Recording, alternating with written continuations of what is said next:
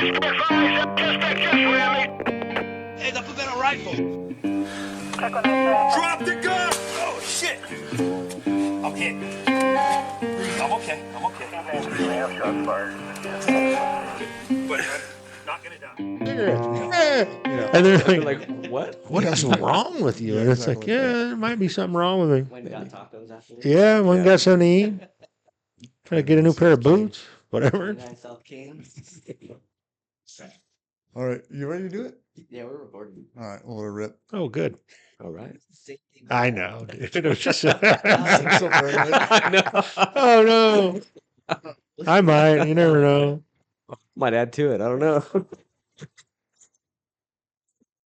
You fakes. Oh yeah.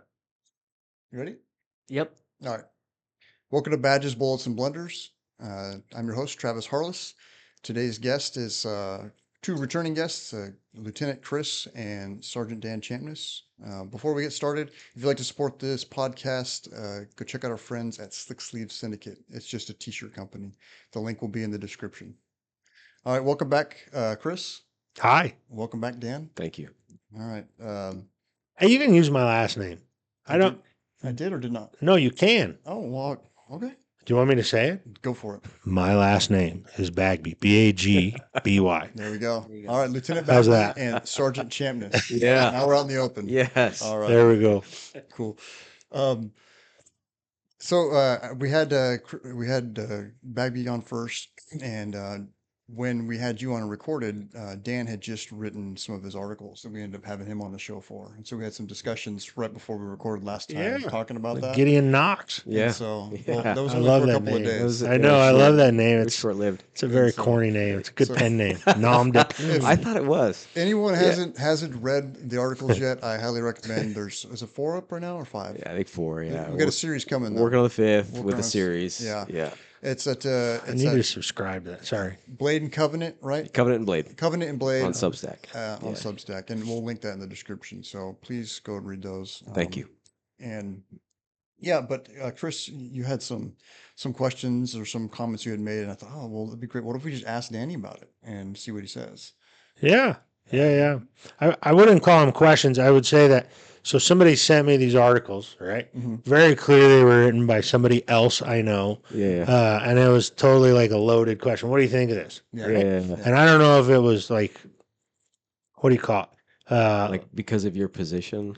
Yeah, Like because a of my jab. role, Yeah. because it was like, hey, and I'm not saying you would do this or did do this. See what some people think. No, no. Like no, it yeah. felt very scripted. The thing that I got, and it might have just been curiosity from Like a that trap. person about what I think. Yeah. Yeah, like a trap. Little What do bit you of a think trap. about this? Yeah. Yeah. Right. So clearly, it's somebody I know. Well, before I want to Oh. interrupt you, sorry, but for the people that didn't listen to the last one, you're the lieutenant in charge of the performance and analysis. I am. There's a captain in charge of the performance Oh, I and analysis apologize. division. I'm in charge of some of the units I for asked sure. you this but- question, and I've already forgot last time what is exactly. So I'm looking at. Why don't you just tell us specifically what it is that you do for the police department? Sure. Because we don't know. Yeah, I don't know. I show up every day, keep paying me, Yeah. sprinkle good ideas on things. Swing a dead Yeah, cat without hitting a we lieutenant all with work some with word you, solid we don't- title. we That's don't right. know. Nobody knows. I work in the performance and analysis division. I'm responsible for quality assurance. I'm responsible for crime analysis. I'm responsible for the stipulated judgment and generally overarching crime strategy / special projects, those sort of things. And not wellness.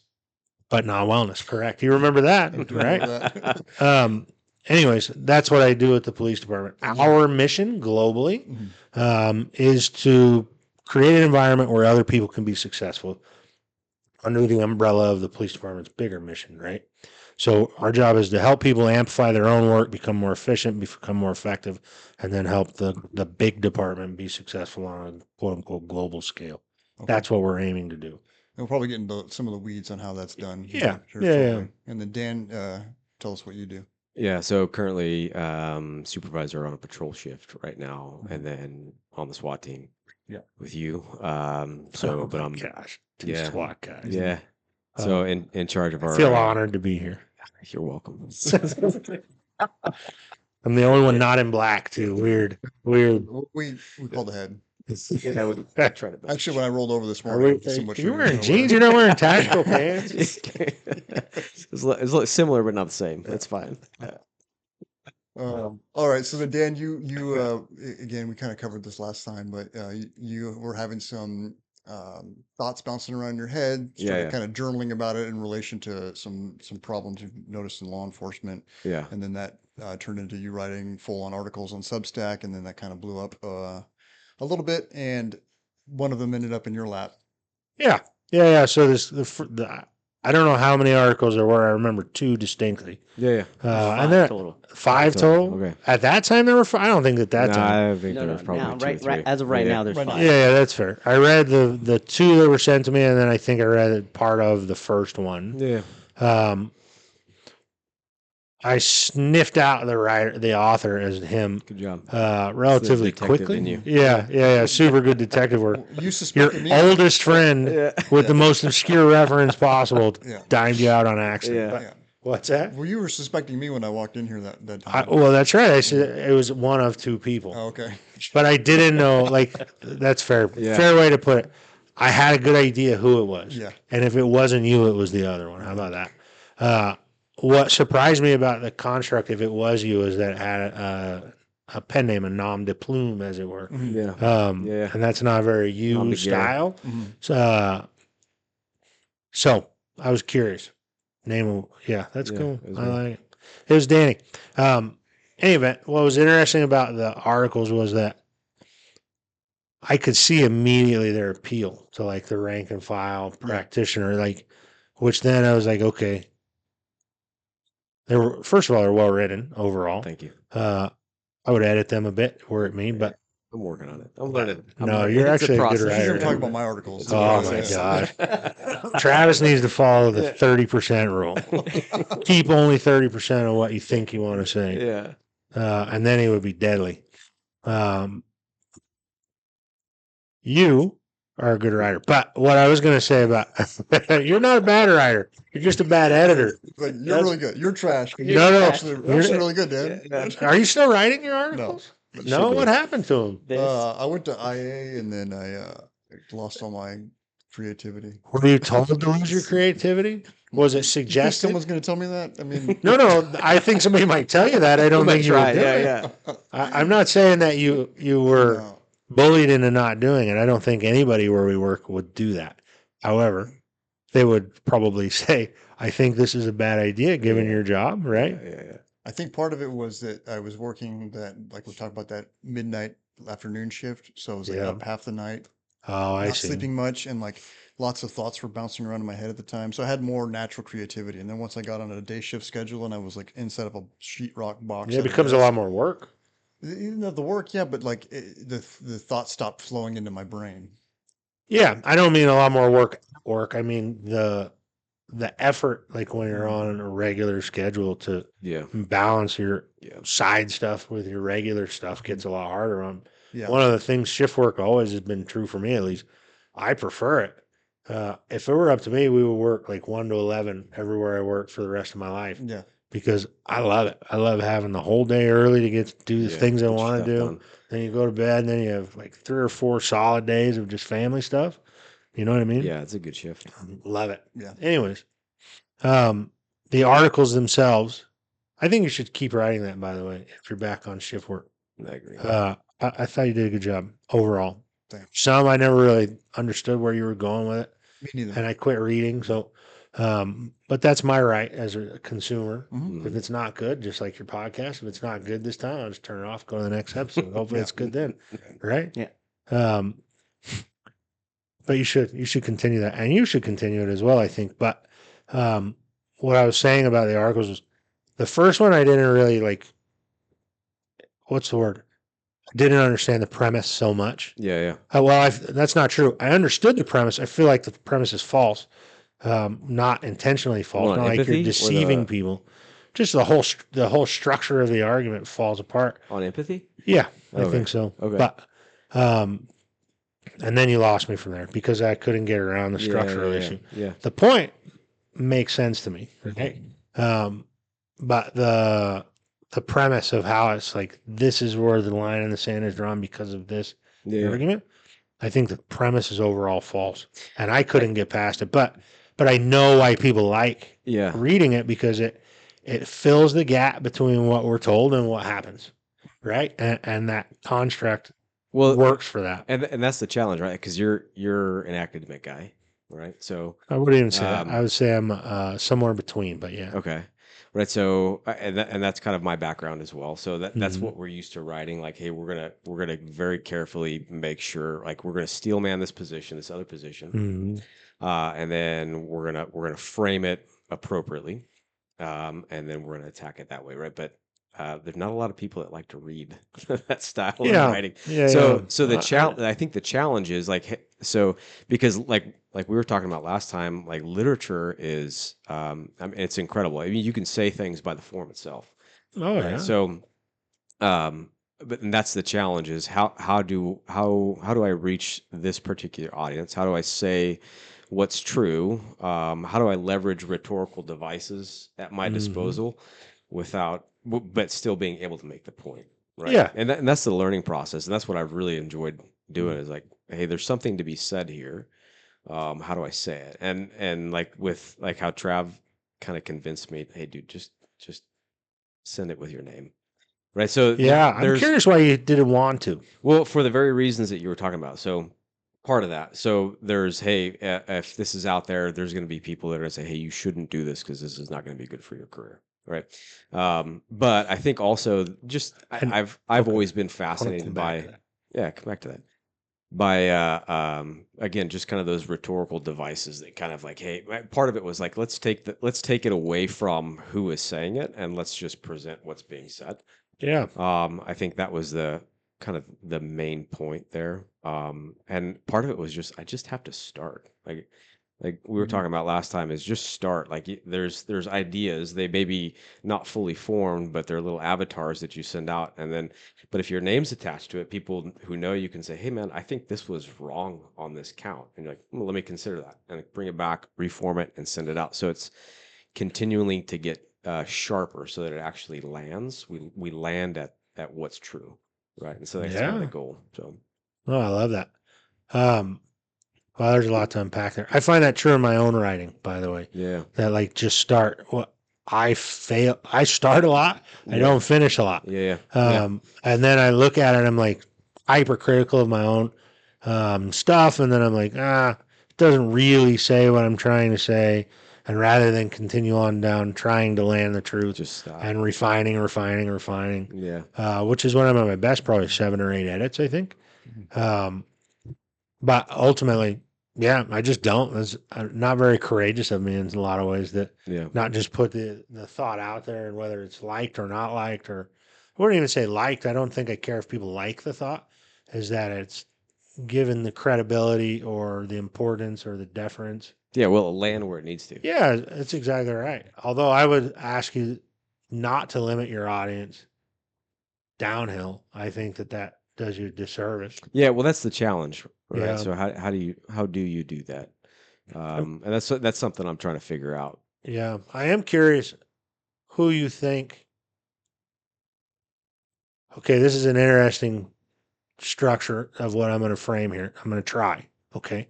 On this F, you have the belief that there are people who believe things, right? And then on this side, you have the truth of the thing, right?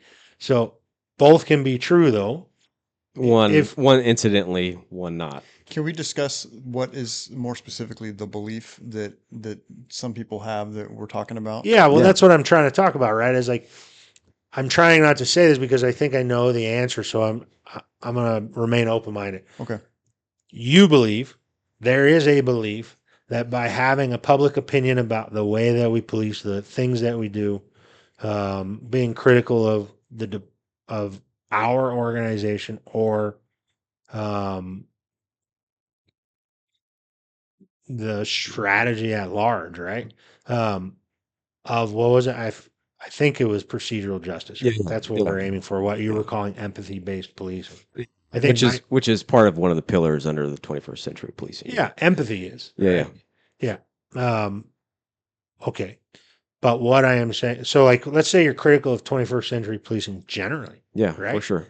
And you think think, believe, or there is a belief, a fear of a belief, maybe is what I'm aiming for, that somebody would tell you, hey, we don't want you to be critical of the national strategy for policing Yeah, yeah. because it looks bad for your career. I would like to know. I don't see that to be true, number one. Yeah.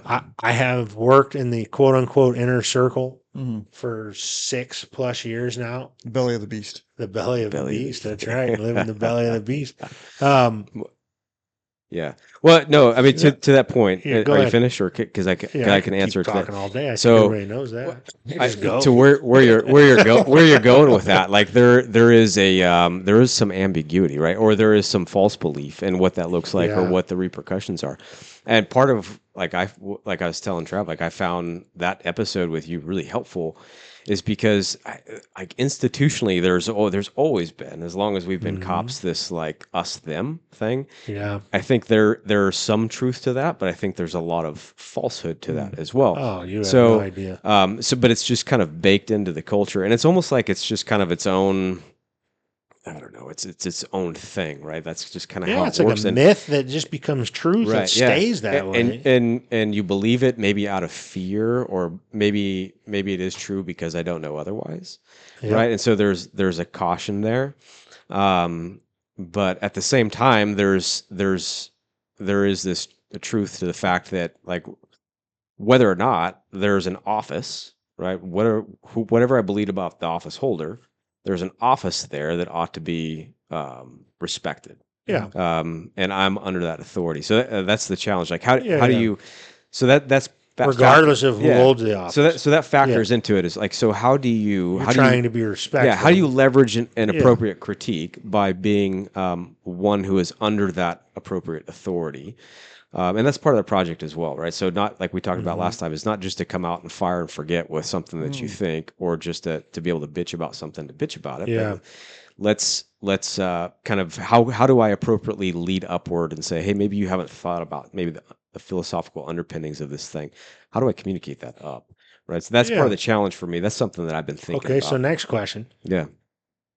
I say question, and I'm not trying to put you on the spot. Come You're on. welcome to ask me questions. Instead of doing it, I say instead of, in addition to doing it in said public forum, do you communicate those things to the right people who need to hear them? Because where I was going with the belief thing is that there are people in the chain of command, in my opinion, that believe things that are not necessarily true. Yeah. Right? For sure. So, like, Yeah. this is bad for your career. You don't know what's good or bad for my career. And most likely, most of you will never have any influence over my career in real Yeah. life. Right? Yeah.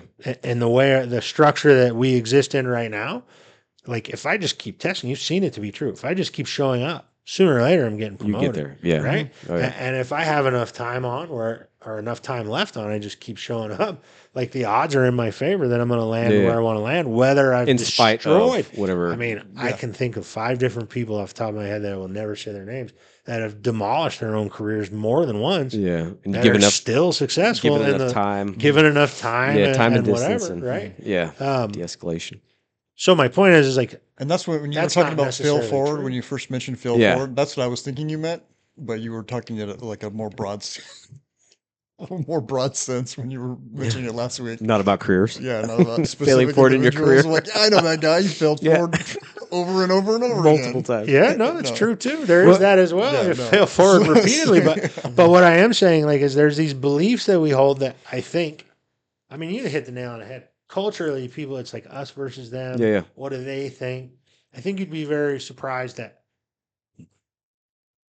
you work in an administration now. It's more open-minded than it probably ever has. Oh, I would agree. And not only open-minded, but open-minded about criticism as well. I'd agree. Like very For much sure. embedded into the leadership culture now is a willingness to face facts about Yeah. beliefs and beliefs themselves. Now, if you showed up and you said, I have this strongly held belief, it's not supported by fact, I can't defend it in any way, shape, or form, and I just really strongly feel this way, Yeah. then good, feel that way. We're Yeah. not here to debate your feelings. We're here to debate Yeah. what's I- good for it. So what I would suggest for the articles, one, couple them with talking about them with the administration, because you might find in some cases, I'm not talking about this particular article, and I'm not talking about any specific article Yeah, that you've written or not written. See, got a qualified thing. It's called a disclaimer. I think you would find that there is more open mindedness to the ideas that you hold and how they would influence things going forward. No, I would agree, and it's not written from as a gripe, but No, that's true, too. and part of It the comes off a little bit like a gripe. a little bit.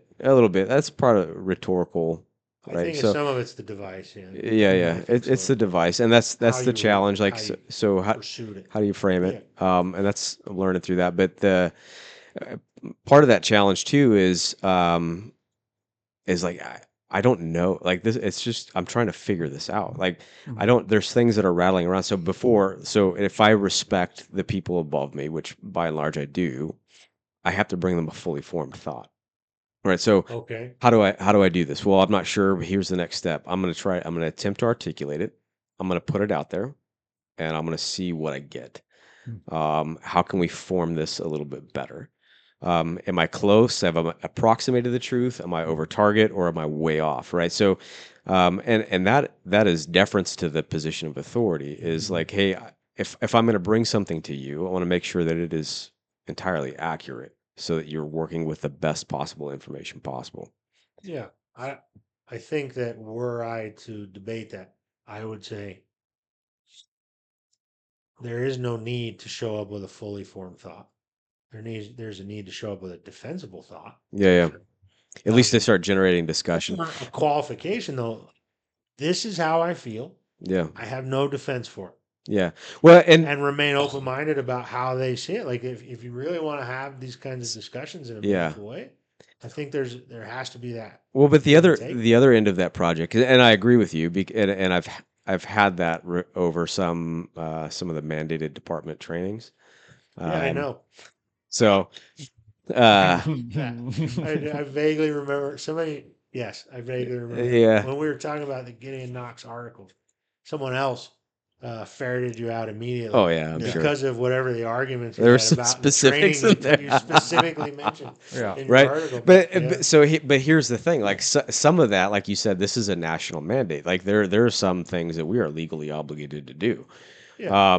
And so where do we have to swallow all of this wholesale or not? And then the other part of that, the downstream thing, is that there's a lot of guys that have their finger on it, but they may be all over as far as their attitude towards it. So can we sharpen that up so that we can give Yeah. them a correct direction, lead them in a proper direction? Say this is what you're sensing is legitimate, but this is how we're going to go about doing this, Yeah. right? So No, I agree with that. that's the often the challenge of being in a middle supervisory position. Well, let me tell you what I observe from the top of the mountain, as it were, coming downhill, even with the in the belly of the beast, even that close to the decision makers and things like that. Messaging is always a challenge. Like that's Oh, for sure. if you were Yeah. to poll them, they would say messaging is the biggest challenge, Mm. right? Are you talking internally? Yeah, Yeah. well, I would say externally as well. I think Sure. that our global biggest problem historically is that we have never told our story in a meaningful way.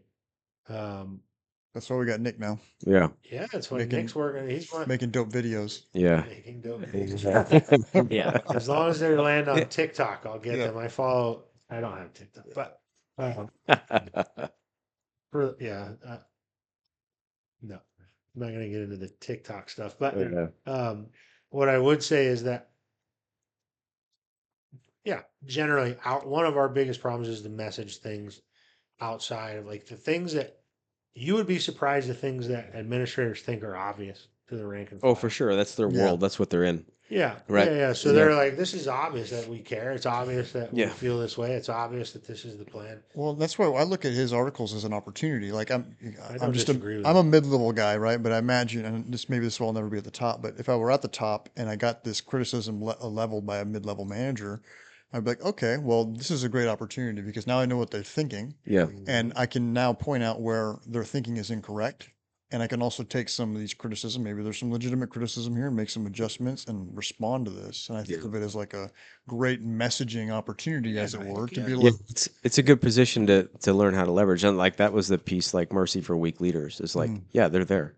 Yeah, that But one was actually pretty powerful. but I on actually appreciate but that. on It's the a nice bottom end, balance. like Mhm. you've got you've got people that are just willing to throw stones, but they're not even carrying their own weight. So Mm. you gotta address this as well. Mm. Yes, there's issues. Yes, I have issues. Yes, you have issues. Let's start in house and then kind of work our way out. And then, too, I mean, just the idea to help form people's thoughts about appropriate criticisms, right? Like we were talking about the last time is being ruthless with ideas, but being merciful to people themselves, right? Because they may not see what you see, right? And so giving them the benefit of charity unless they have proven they don't deserve that. But that's rare, right? So you give them the benefit of charity, and you say, "Look, you may not recognize this, but I'm seeing the thing that you are depending on. The root of that, or part of the foundation, might be a little bit rotten. You know what I mean? And so we can drive at ideas, but part of that problem is culturally we're so bound up in like we're identified, like the whole Mhm. identity culture has Yeah. made that extremely difficult. When your Right? idea gets wrapped around your identity. Yeah, yeah, Yeah. Oh my yeah, gosh. So like I could say, Chris, that's a stupid idea. I don't think, Chris, you're a stupid person, but that's what you're going to hear. As I say, that idea is yeah. dumb. You're going to hear Some you people are might dumb. hear that. Yeah, and not Yeah. you specifically, Oh but yeah. I mean, I was gonna say I'm probably the least identity of a well, lot of and people. But out that's Dan there. and I talked about culturally it. that's where we're at, Yeah, Well, right? last I time mean, we talked about ideas being avatars that we can send off to die so that we don't have Yeah, to. yeah, of course. Um, yeah, I agree with everything that you've both said. I would say that this podcast is the same thing, right? As an opportunity to be the same thing that you're ascribing to him is that you have these things in the ether of this business that yeah, yeah. some are stories, some are told through stories. Mhm. Storytelling is a very valuable part of our Mm. culture. Mhm. I don't dispute that. Well, and it's entertaining and it's fun to relive some of that stuff. It's not so fun to relive some of that Yeah. stuff, but it's Yeah. therapeutic. I mean, Yeah. Yeah. there's balances to all of that, but Yeah. you guys, that one of the reasons I agreed to be on this podcast was to hijack it and Yeah. talk about ideas instead of I like that. I like that. Yeah. stories. And I'll Yeah. tell you why is that my path, my personal path, my professional path, what I want for our industry is rooted in what the future looks like, not Yeah. what the past has been, right? Yeah. Like I could sit here and talk about Joseph Wambaugh stuff all day, right? We could talk about the books, we could talk about the choir boys and the new centurions and live 1975 is pretty similar to 1995 on this job. Yeah. In a lot of different ways. Yeah. And we can talk about 2005 if you want, but where we're headed is that way. Mhm. But for a person of quote unquote my rank to come here and do this without any support or endorsement from the administration, which again, I'm not worried about it Yeah. because they're good people. You know them, yeah. And they care about the right thing for the right reason. Bottom line. Right? Yeah. But there's only risk to come here, right? For me, I can only say something to torpedo the career, torpedo.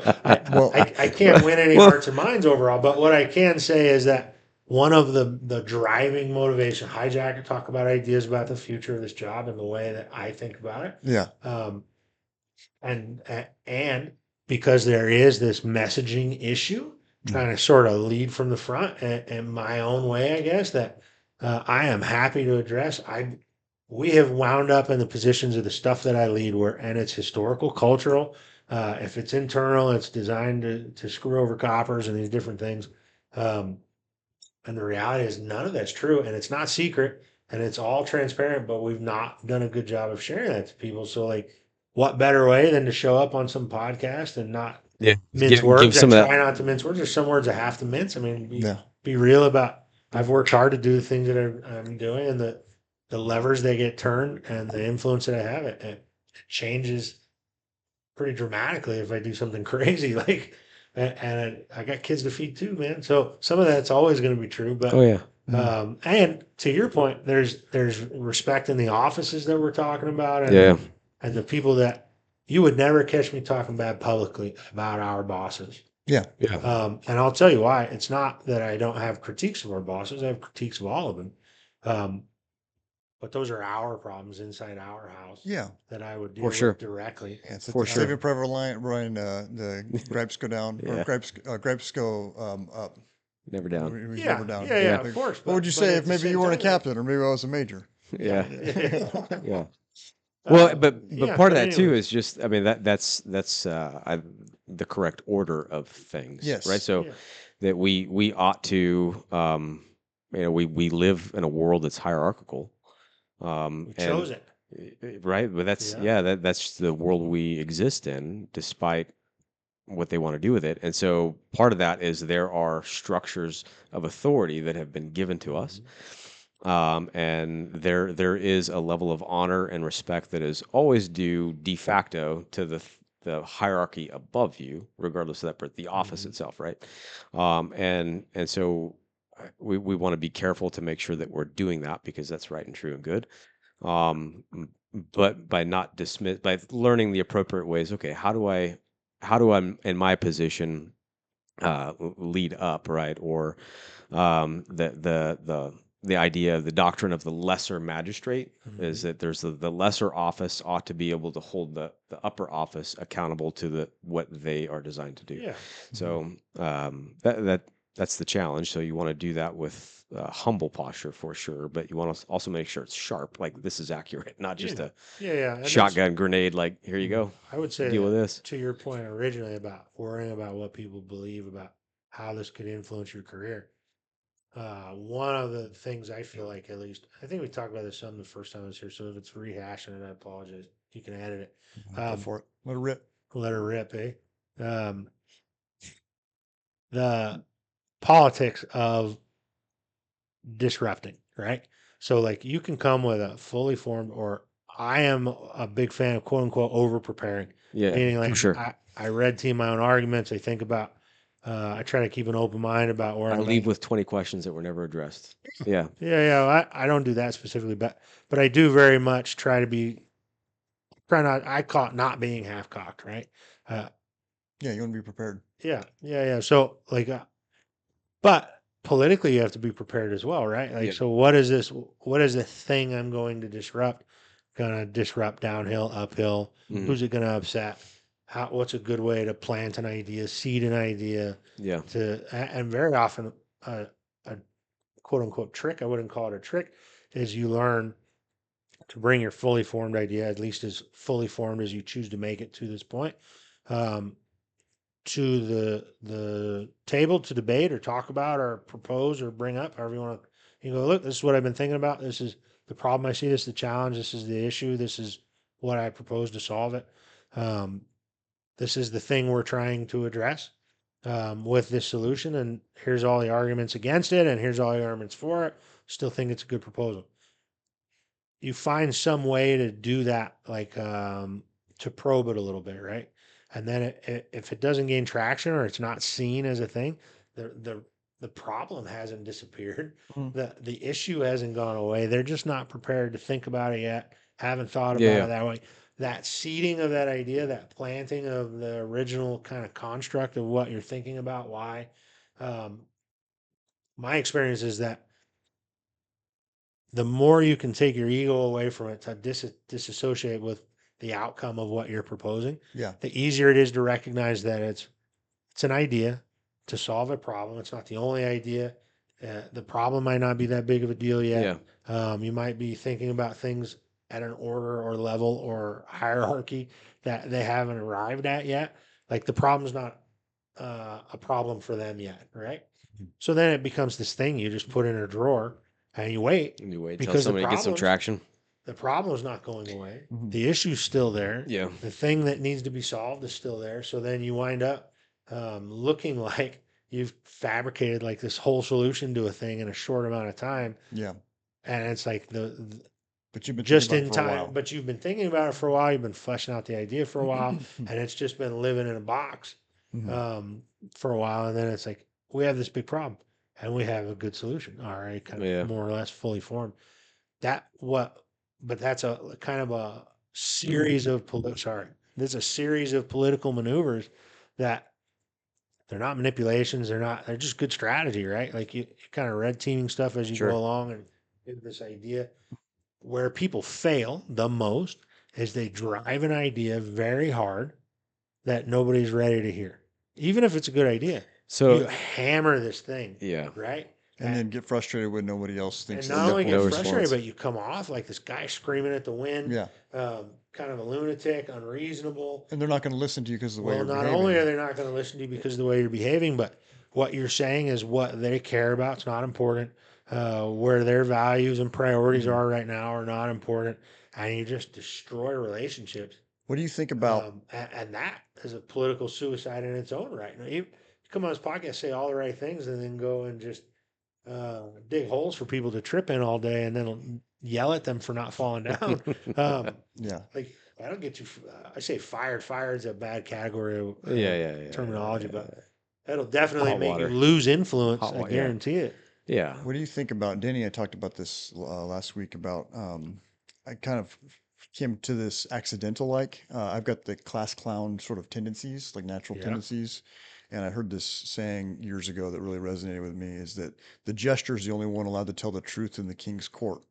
And I found that to be true throughout my life and my career is like if I had something to say, if I put a little bit of a comedic spin on it and said a truth in a funny sort of way, that helps with my messaging. And like if I can get you to laugh, then it kind of opens you up to listen to what the to kind of wedge the messaging in there. It's like the spoonful of sugar to help the medicine go down. Yeah. Yeah. And I'll crack like a joke, but there will be a truth in there. Yeah. And then Could be sharp truth even. Yeah. yeah, and it will be Yeah. received better. Okay. What do I think about that? I think there's truth to that. That's a way to do it. It's OA. A way. Well, it is a way. I mean, There's the answer. I don't agree with the statement that the Yeah. jet. I think it very much matters what kingdom, if you're talking about. Yeah. Yeah, it, which right? court you're in, yeah. Yeah. So like, I have been around leaders, and not just in this organization, and many organizations that the only good idea is their idea, Mhm. right? Or one that they endorse at the outset, Yeah. right? And I've been in situations where there's like an ego involved. So like this can't turn out badly because it's my legacy, right? So they like shoehorn stuff and kind of manipulate and do different things. Again, it's you see it all the time in politics and everywhere else. But in that scenario, right? Like that where there's some defensive leadership that you're not allowed to criticize me, right? Which is probably big egos, lack of confidence, lack of competence, all just kind of concealing itself as Mhm. like superiority or whatever. Yeah. Dude, I can't count the number of times I've been wrong, Yeah. vocalized how wrong I've been to the people who work for me, whether it's like leadership style, approach, idea wise, like you name it, get frustrated and say something you don't really intend to say the wrong way, or with the right intention, say the wrong thing, or you call it whatever you want. Yeah. And you're like, I am so wrong for so many reasons, and let me try to make it right. I think that gives you credibility Absolutely. with those For sure. folks, but Because everyone knows this- when you're wrong. But I think like if It's that's not a secret to Yeah. anybody. But you covering it up is worse than the actual yeah, crime. yeah, exactly. You pretending like it didn't happen. Pretend it didn't right? happen or pretend like it was right or whatever. Yeah. As a rabbit trail, what annoys me the most lately is when there's like this refusal to acknowledge fault. Like I don't have to get better. Everyone else around me. And this is Yeah, not yeah. I'm not talking about our current leadership specifically at all. No. It's funny. I'm not going to say anything more because I'll reveal what I am talking about, probably to some people. But this has nothing to do with our administration. Yeah. But I've been recently involved in some things with people I've known for a long time, right? And like I'm by no means perfect. I'm probably as bad and as wrong about most things as most people, if not worse, because I make them sound cool, even though they're Mhm. totally way off base. But where there's like people who have no ability to be reflective whatsoever. So like they've built themselves this vision of who they've been, what they've been, how they've been that person, Yeah. Yeah. and like they refuse to acknowledge like I could have done a better job, or I can do a better job, or like I am bad, very bad at these things, Yeah. and I could do I need really help. a lot better Yeah. at these other things Yeah. to help me be better at those things. It's not like we're stuck in this version of ourselves. Like you constantly should be adapting, evolving, Yeah, whatever. of course. Anyways, that's what. So that's where my brain's been lately. Is like Yeah. that. But what I will say about what you were saying about the king and the court, the gesture and the kind of joke telling is a messaging thing. I think that it's true in this industry and many others, military, pretty much everyone I've been influenced by, joke telling, storytelling, are probably the best ways to message things that have gone right and wrong. But I also think that being prepared, coming with facts, knowing what this is my experience at least. Like, yeah, you could, if you want to have the most influence with the right people, notice I said the right people. If these are people that are influenced by facts, they're open minded, they're thoughtful, they're altruistic is probably the biggest thing, and they're not as worried about their ego as they are about the big team winning, right? Yeah.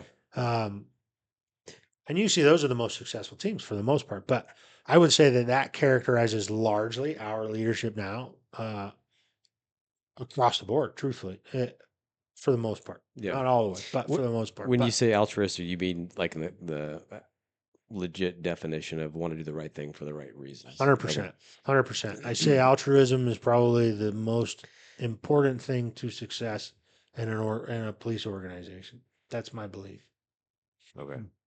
Huh? I just said okay. That's Yeah. part of the project, right? But so for me, I mean, we're in a difficult position because we have legal things we're mandated to do. Yeah. Yeah. And so like that would be the challenge altruistically. If you disagree with the kind of the presuppositions from Yeah. what's being Yeah. how do you do the right things for the right reason? To me, that is a part of the challenge, right? Yeah. Yeah. Yeah. Well, I would say, okay, let's talk about doing the right thing for the right reasons when there's a mandate to do other things, right? Yeah. You have to balance doing what's required with doing what's right. But at the same time, I mean, you've seen it in American history more than once. What is right and what is the absolute standard of the law did not jive with what the people held as values. Right. And I we've seen agree. that multiple times. So I Yeah. think like the difference is knowing when it matters and making sure that you are not half cocked when you're Yeah. with your strongly held beliefs, right?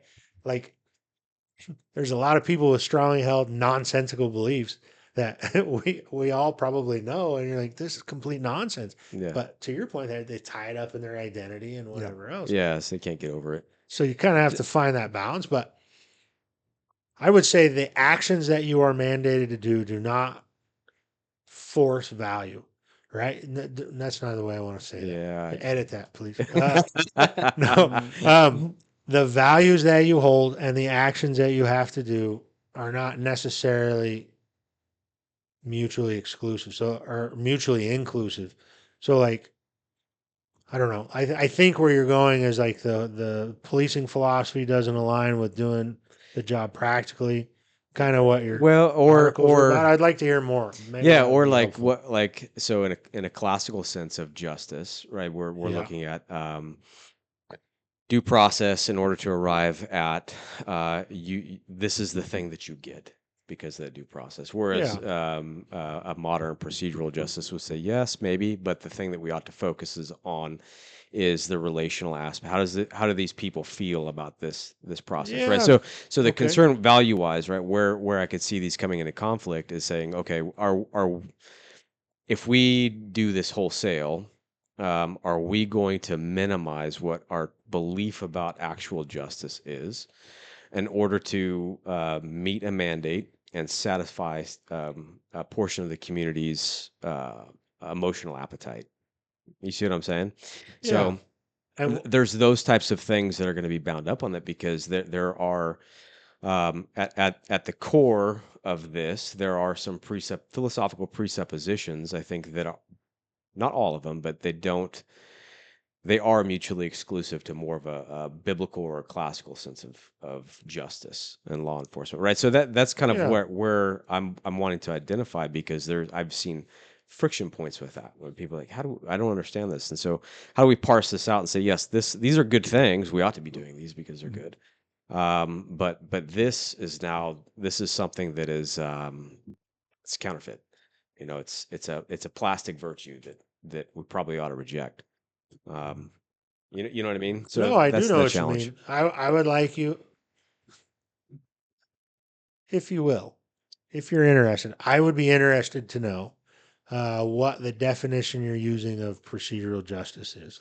Yeah. Like how are you defining So I procedural would take justice? Tom Tyler's definition, Okay. the guy that came up with it. Mhm. The idea that because he wrote that, what was the book, Why People Obey the Law, and he would say that procedural justice is, and I'll summarize. 'Cause I don't have it Yeah. memorized, but it's that it is people will obey the law when they feel that the process itself is just, right? So Right. there's an element of truth there. Like, Mhm. okay, that's true.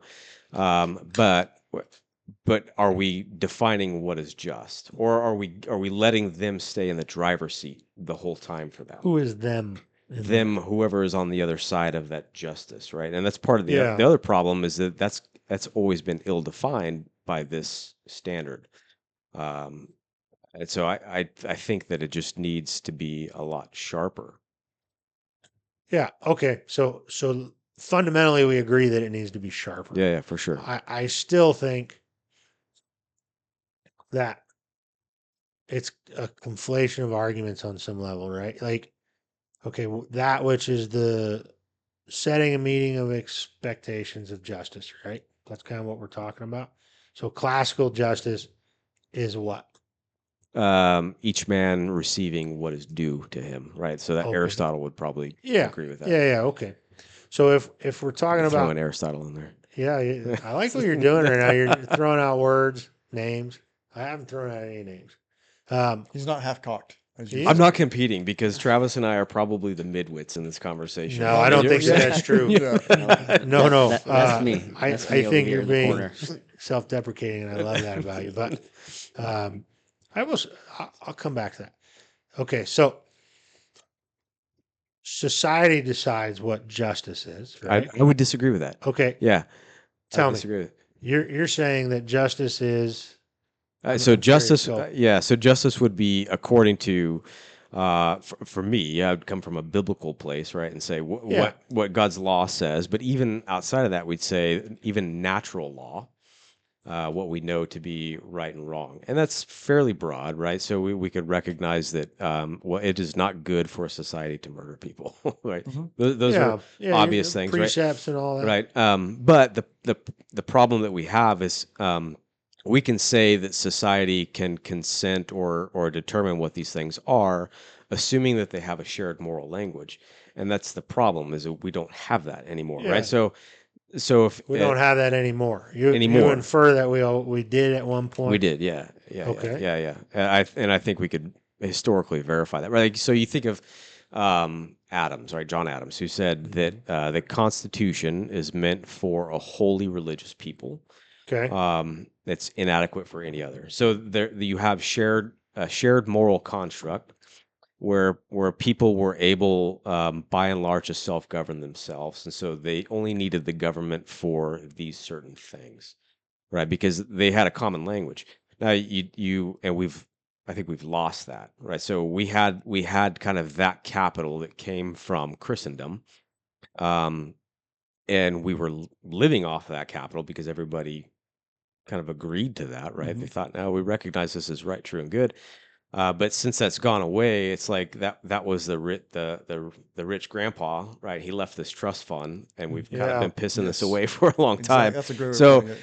and now like the bills come due, and we Yeah. have to kind of figure it out. So we're left with redefining things because we don't have a shared Yeah. Yeah. kind of moral language. And like We're wearing around this old Christian carcass. yeah, exactly, right. So there's a not to get overly philosophical, but a guy named Alistair McIntyre is a ethicist guy, but that's kind of his whole premise in his book After Virtue is like none of this makes sense because like the whole moral story that we used to all share is like it's like a jigsaw puzzle now with like half of its pieces missing. Yeah. And so we're trying to make sense by using terms that used to mean something, and we're Yeah. borrowing it, and we're filling them up with things that are different across cultures now. Yeah. Right, so Yeah, that would be that the makes challenge. sense. So when you're talking about why would we leave a sense of classical justice for procedural justice? Well, it seems to make sense is because, well, nobody has that shared common story anymore. So now what's more important is making sure that people feel like they're achieving justice. So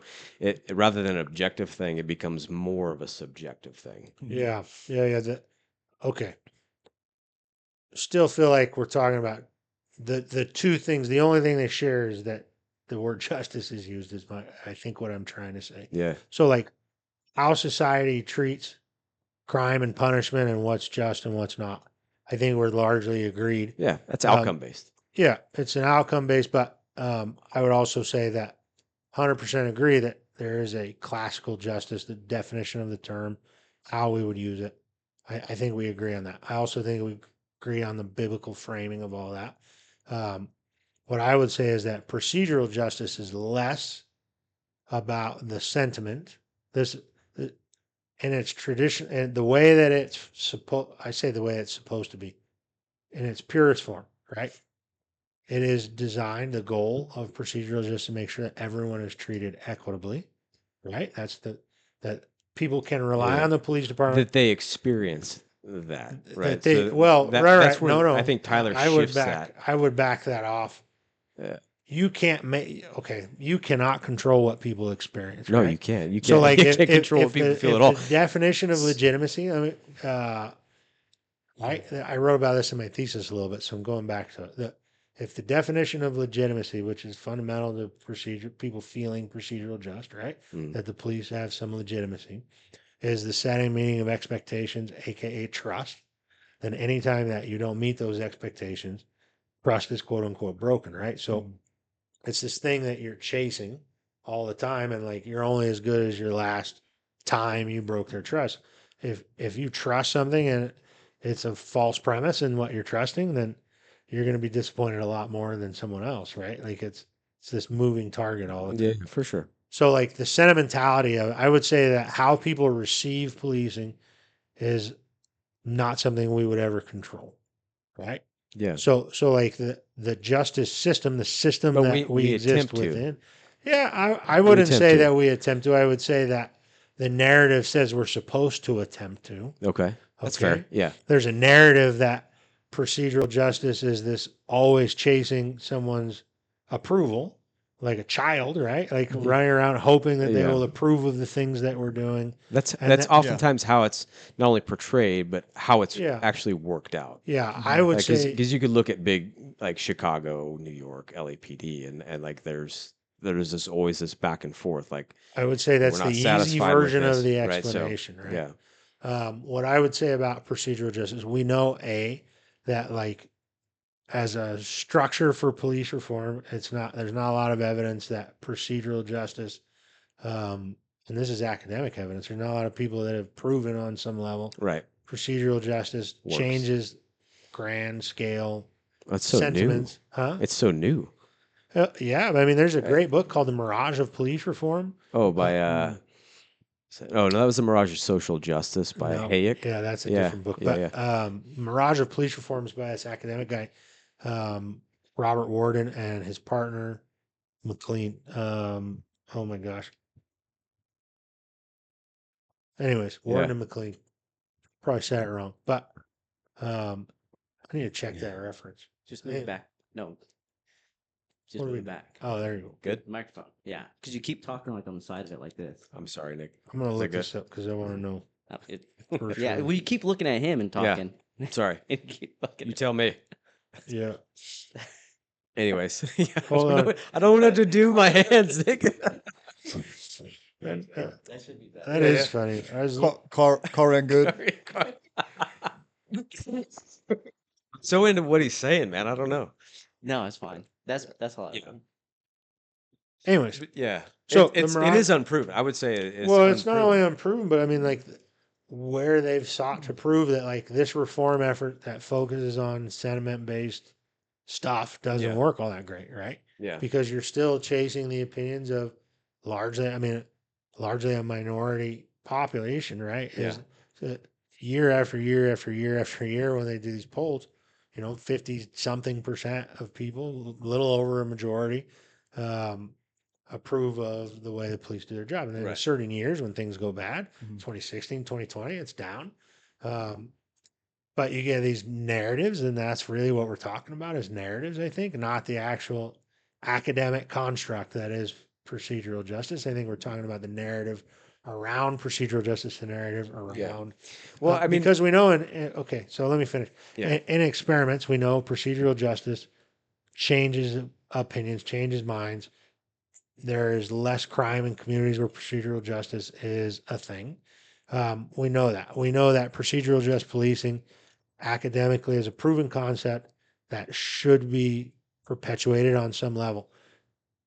The narratives about what that means, they spin out of control in a hurry, well, right? I think that's part of the problem. If like even from the Yeah. get go, it's that squishy.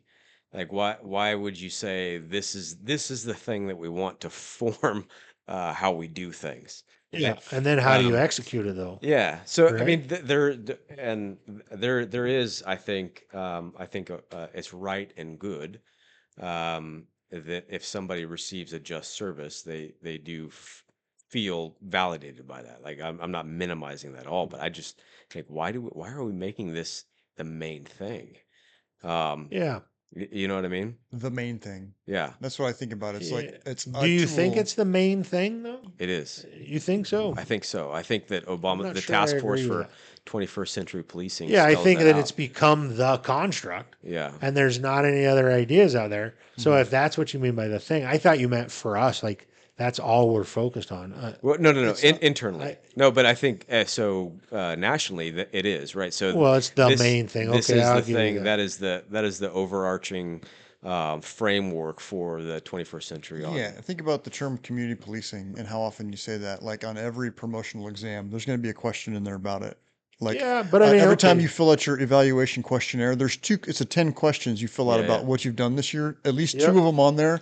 What did you do about community? There's a Community, community yeah, policing question in there, at yeah. least two of But I them. would go back to messaging Mm, and narratives, right? And combating those narratives through good messaging, through data, through facts, Yeah. through proof, through demonstration, through challenging narratives with your own narratives, right? Well, As an industry. I would agree, I but think we should challenge narratives. Agreed, 100%. I think that at its core, like That's the problem of 2020 was just bowing down to a narrative and not well, challenging at all. even before, right? So like what Sure. I would say where, getting overwhelmed by a narrative like in the Ferguson, midst of another narrative, like just getting destroyed.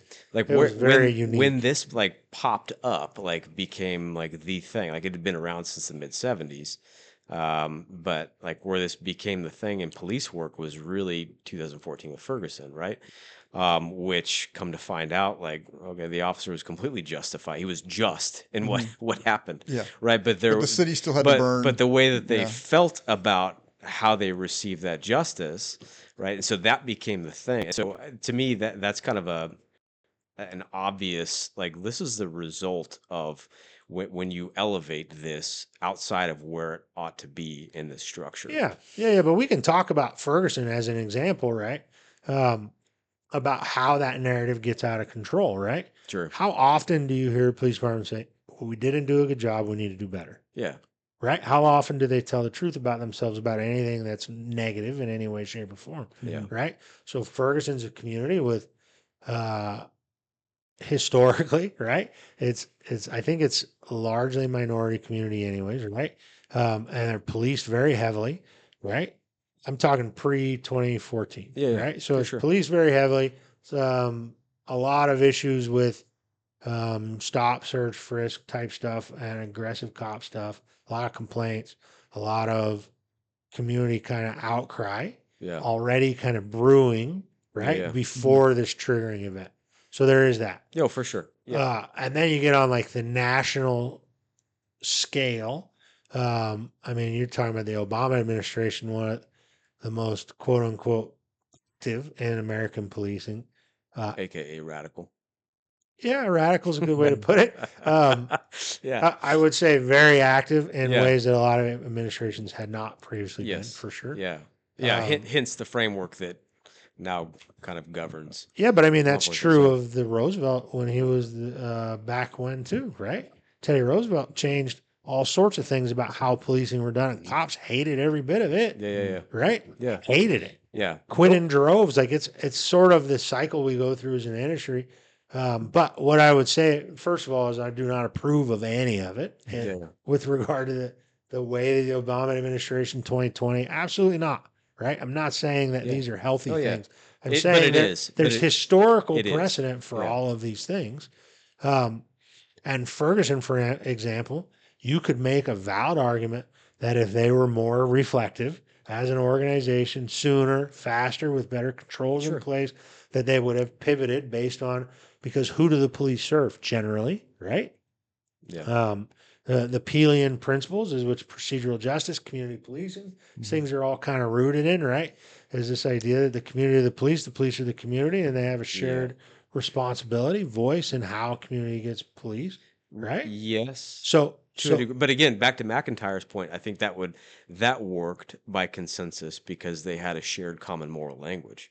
shared, yeah, And okay, and so now if we're just dealing with these fragments that because now you're left to define what these things are and nobody has a solid definition. yeah. I would say that there are people who would say, I'm not saying I say this, there are Yeah. people who would say that the quote unquote shared common language or shared common moral language, right? That's what you call Yeah. it. Construct is sort of a placeholder for a dictated, mandated, this is what we value versus what people actually felt. And that there have always been people outside of that structure True. that are somehow, I mean, you go, somehow, what do you call it? Disadvantaged in that conversation. Maybe the way to put it. You said it's something about the community that we serve, and like who do we serve? We serve the community, and I think Yeah. that that's supposed to be true. But the problem with this community policing procedural justice model is it gets turned on its head when it instead of serving the largest number of the people of the community, we end up getting hijacked by a really loud like minority, and I mean racial minority, but like a minority group of people of police Yeah, a hating very people, small group a of very small people. group of people that Yeah. don't like the And police. so we're maneuvering that- around them, exactly, telling stories, which is and probably a good tiptoeing thing. around a very vocal minority belief, Yeah, so and they allowing that amplify. to kind of steer the Well, ship. they are Yeah. amplified. Yeah. Right? Yes. Because So- it's popular to have, I Right. say popular, the narratives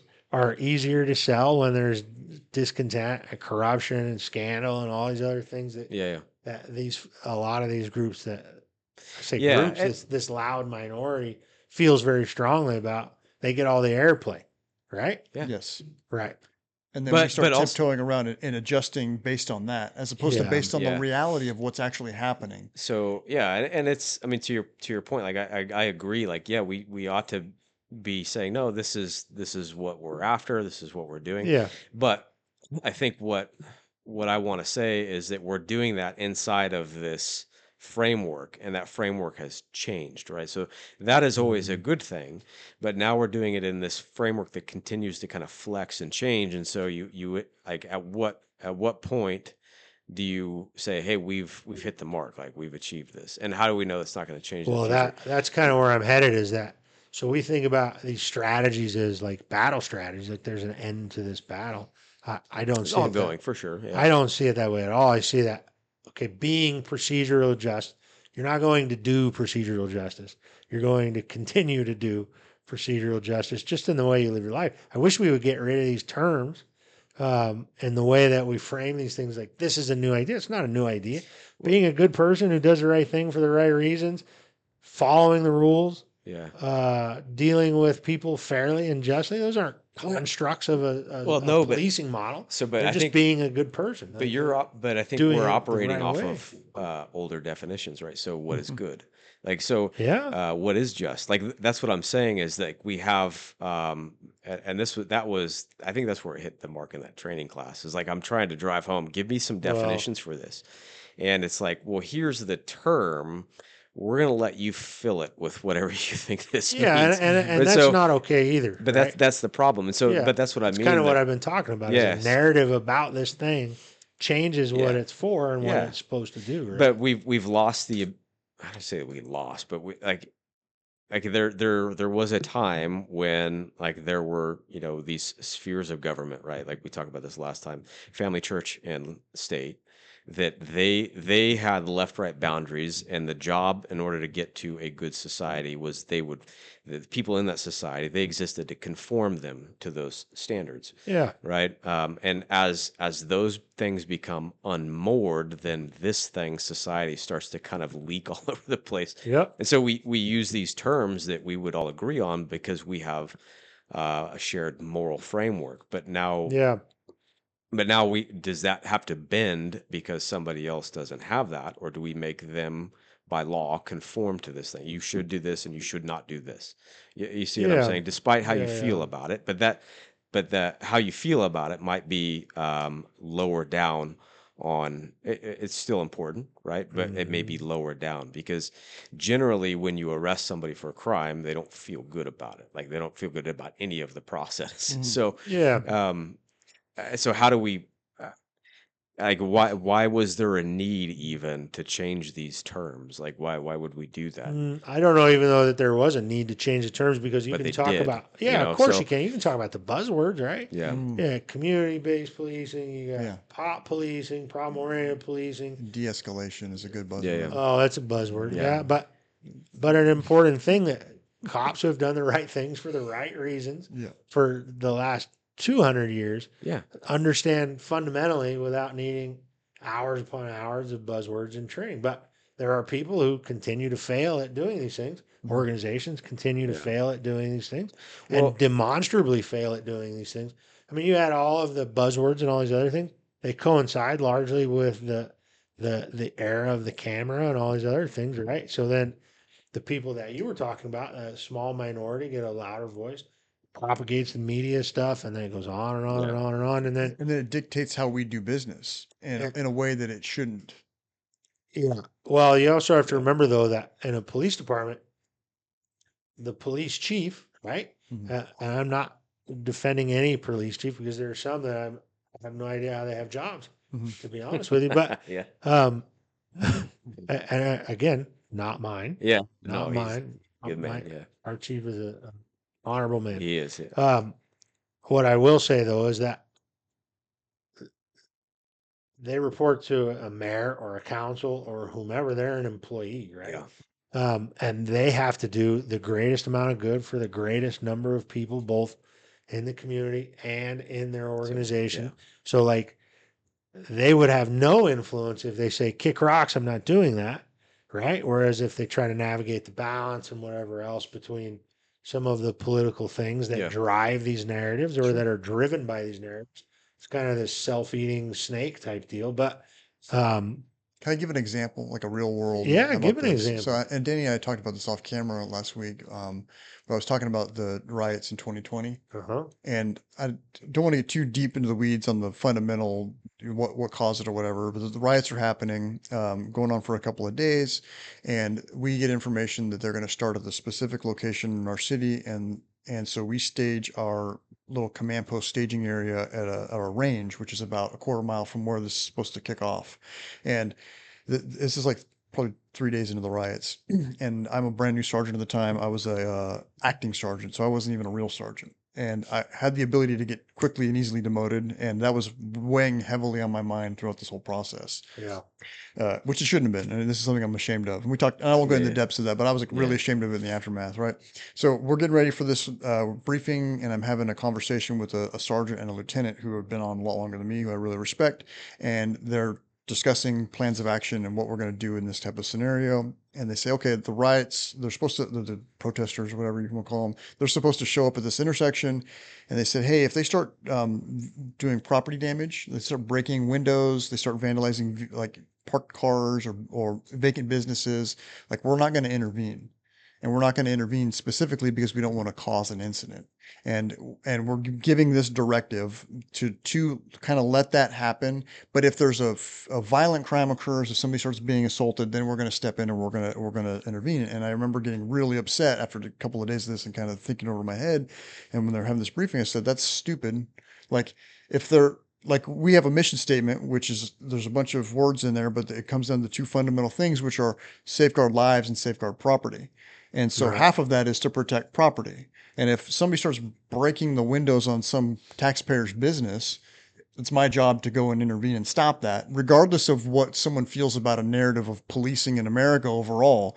Like, I don't Yeah. care what your feelings for the police are. You don't get to smash the windows on the Jiffy Lube because you're mad about policing. And if you do that, it's my job as the police to intervene and stop you and then arrest you for committing that crime. And the stance that we were taking was like, well, we're not going to do that because it could inflame the tensions, it could upset them, it could, it could cause this to be worse. And I thought, like, kind of what Danny was hinting at earlier, like, what's just is what's just, what's right is what's right. And regardless of their narrative of the reason they're doing this, like, they're not allowed to break the law. They're not allowed to destroy other people's property. And for us to stand back and be allowed this, like, a small minority of vocal, angry people to steer the way that we do business is not correct. And I got real upset. And one of the things that was said to me in this conversation was like, well, hey, Travis, you have a long career ahead of you, and you need to think about that before you go making these rash decisions, because the person that's driving this narrative in the organization is not going to take kindly if you do that. And I remember saying, "F him." Uh, I don't work for him. I actually work for the citizens. I work for the citizens of our city, and specifically the taxpayers who own those businesses and those vehicles and those things of property that are going to get damaged. And it's my job to intervene and to protect their property. Yeah. And so we had this, kind of a little argument, and it dropped it there. And they didn't end up doing any damage on that day. There was other days where they did, but that was a narrative that was driving and causing us to kind of dance around and do things that were, in my opinion, not just, because we were getting steered by this loud minority group of people that were going to hate us regardless of what we did. Yeah. I mean, that's something you have to acknowledge fundamentally, right? There's some group of people, no matter what you do, they're always going to hate you, Yeah. right? No matter what the strategy is, no matter what we try, they've been either they're evil. There's the evil people, right? And then there's the people that have been perceivably, at least to them and their family, historically, socially, whatever you want to call it, they're like entrenched in the idea that cops are evil and they're the man and whatever else, and that's the end of that. Like they will never change their minds. I would say that the battle is for the quote unquote hearts and minds of like the middle third, Of course. right? You have, and it's not even a middle third; it's like 15%. Like Yeah. if you're 25%, I guess, but maybe 35. I don't know. It depends on how you do the math. If like 56, 58% of people generally approve of how the police do their job and have no dog in the fight one way or the other, right? And 20%, 15% despise you, so you have the middle 35. That's where the struggle is, right? Yeah. Generationally, I think there's a struggle. Like I think that civics and things like Danny's was talking about, has been talking about, those are things that we need to do a better job socially. I just see like when I say we're conflating arguments, we're kind of ascribing a role to the police that's bigger, I think, than what we actually have, at least as far as execution goes, and changing some of these on a social level. But I do want to address the story. So, But hold on, but I though. got hung up on the first part of that or the last part of that, and then I just started thinking about it. So, But yes, in steering that middle group, or whatever, steering public opinion is important and is a thing that should be done, but never to the sacrifice of the fundamental thing, which is to Yeah. safeguard property and safeguard lives. So Yeah. lives first and then property. yeah, And like, if it's like, okay, well, we won't protect property if it's going to be bad for our PR. I'm like, well, that's dumb. yeah, PR but is I would a thing. say, if, and again, I wasn't in the room when they made those decisions, and I certainly didn't have the authority to make any of them. I actually I went out to a number of the protests. I don't know if you remember, I was at a fair number of them, but, and it has nothing to do with my job. Like they were, what are you doing here? I want to help. I'll figure something out. You know what I mean? My job, I could have stayed home and not been involved at all. Yeah. That's a self-affirming statement. It's aggrandizing myself. I sacrificed myself to the rear echelon of the protest to help welcome. administer. Right? You're welcome for my service. No, that's what it sounds like, but that's not what I meant. No. I went out there. I felt very strongly at the time. I still do about a lot of what happened in that time. It was such a weird time for me professionally because of my personally held beliefs about COVID and all this other stuff, and then to be responsible for the COVID programs and all that. Yeah. It was a real challenge, a real challenge to stay true to what I value and also to be authentic in the leadership and stuff. And we try to make sense of a lot of that. But the protests specifically came at such a goofy time for me personally, anyways. But I was writing my master's thesis about police reform and not a mandated police reform specifically, and why it was kind of like why is it perpetuated at the expense and the difficulty and all the issues that it brings when it doesn't seem to have any effect, right? I started writing that thesis 6 months before George Floyd, right? So then when you start talking about what happened in George Floyd, you see all these agencies that talk about procedural justice, they talk about community policing, they do all these like very forward thinking, socially accepted methodologies of policing, and they're burning down. I mean, Seattle's been under consent decree for like 10 years at this point, 13 maybe, some crazy number. And it burned down around their ears, right? And they took over They took over huge chunks of the the city. police station, and then the whole city, the Capitol Hill, the Chaz, and all that. Like I'm trying to reconcile this thesis where I'm making these arguments, and I remember very distinctly one of the teachers at the Naval Postgraduate School. Shout out to the home team, by the way. But one of the teachers there was like, "Is this even relevant? Like, who cares?" Like, it was sort of a thing he asks about every thesis, I think, to make sure that there's value to it. Yeah. But like, is this worth wasting 2 years of your life researching and writing to make a change in? Is it really important? And I said then, and I was like, it's vital, man. We have got to figure out how to do this stuff the right way. And really, how do we spend our time? Do we chase sentiment? Do we do dancing cop TikTok videos? Like what is it that we're doing? You do a bunch of those. I've seen Nick in at least 3 of those. He does the Running Man. I want to see the Running Man on a skateboard on one of his videos. No, the Syndicate videos. What do we spend our time doing, right? Yeah. To both of your points, like what do we value and how do we value it? That's what I was trying to write in the thesis, right? Is that what's a better way to think about how we structure the things that we value, Yeah. and what do we spend time doing and reforming? Because we can all agree. I mean, it's what got me demoted at the time. It's what keeps you two from being anything but middling successes. Is that truth telling? I'm just kidding. Midwit. Midwit. Yeah. Truth telling in this business is difficult, and there are a lot of things to tell the truth about how they can be done better, right? I mean, if we could talk about that all day, what we value and how we value it, and what things we need to work on. Okay, we can change that, but the fact that things can't stay the same, necessarily, right? There's always room for improvement. Is my point. Agreed. I'm always a fan of reform if it's reforming to something that is good, right? So Yeah. and so that like it's not a hey, why do things have to change? It's like why are we changing in this direction? Yeah, why are we going in this direction? So it's because a value that's the question, challenge, right? because you can talk about. I mean, like what you're doing. You're doing a lot of really good things. Yeah.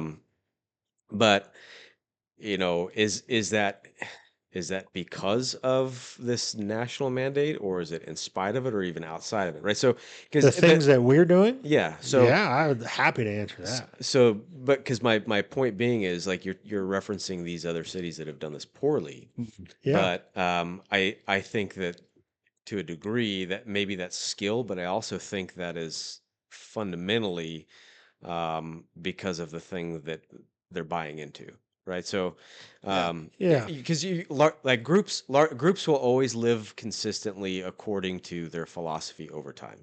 Yeah. Right? So if you have this thing that is no good, you're going to have individual data points that are doing very well in spite of it, and you may or may not know why, but over time it's going to conform to what it is, right? So Yeah. I mean, Agree you've with got like I can have an atheist neighbor who is like just a sweetheart, right?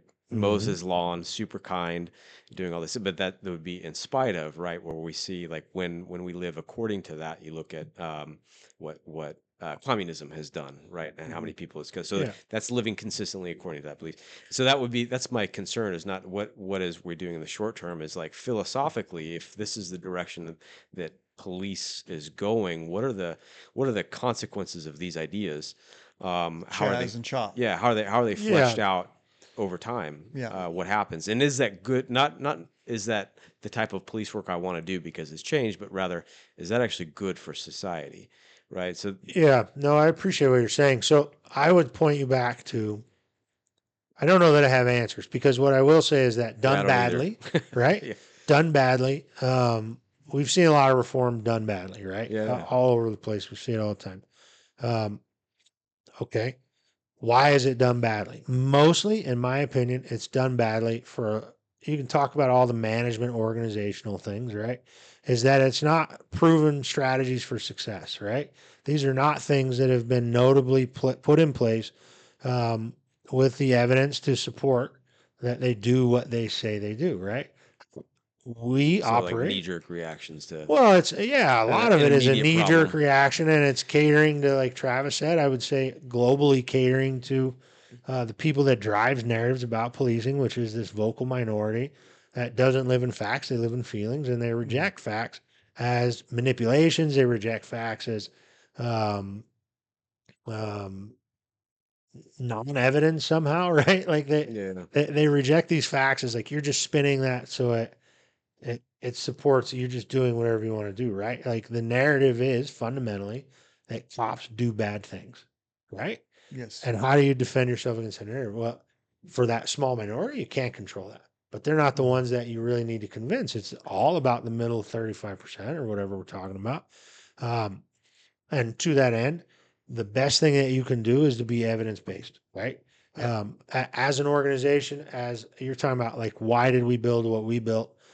We built it proactively. right. Um, a lot of people want it to be about the judgment, right? That I hear all the time, like, oh, I say want it to be like the police department did Like this stuff in response to they the can judgment. dismiss it or whatever. Yeah, so Yeah. we could like avoid it, so we could Yeah. um, No, and or get rid of it, or as a response to it, you yeah. know. Um, that diminishes the intent, though, right? The intent was to build a structure to be reflective, to understand where we are, where we want to be, how to get there, and where the With gaps the are. goal of improving. Well, the only goal is Yeah. improving, right? Yeah. And that's the thing, right? Your Is that office existed prior to the judgment anyway. prior to Yeah. the So judgment, as right? far as using facts to dispute narratives, I mean, there Yeah, you I mean, go. it existed, Yeah. and technically, it existed like 6 years before the Yeah. judgment, right? So But what I will say is that we refocused those efforts to do what we talked about when we were talking about early intervention and these different things, right? Is that to turn the right levers at the right time to have the most positive outcome while driving towards the ultimate goal, which is that the people in this community feel safe living here, right? Now, there's a big chunk of that that's designed, all of those data points are designed to combat narratives, to challenge. If Yeah. you're going to say something about me, why should you believe that I'm not that thing if I can't prove it? Yeah. Right. So we sort of work off these questions, not just in the division, I mean, the department globally, at the administrative level, especially. How do you know and why should I believe you? Right. I would challenge every rank and file police officer to start thinking about things in these constructs you already do when it comes to crime. Right. Yeah. You already say, Yeah. I know you did this, and here's how I know. Yeah. Right. Um, to answer those questions, whether you're an academic or a police officer or a dentist, right? They make you better at everything that you're going to do, because you have to go back and learn things Mm. every time you don't know something, right? Cops fundamentally understand this when they're doing their job. If you're a detective, it's all they do is answer those two questions, right? Yeah. It's very little reactivity to what they're doing. Mhm. Is they're looking at this stuff, they're saying, I think I can know this. And why should I believe you? You should believe me that I'm doing that, or that this is what that person did. And then you build a case around it. Yeah. That's what we're asking for in almost everything that we're doing at this point, or trying to ask for. Um, so when you're talking about procedural justice as a philosophy that's steering us in a direction that we shouldn't be going, right? Mm. I would say it's a feature of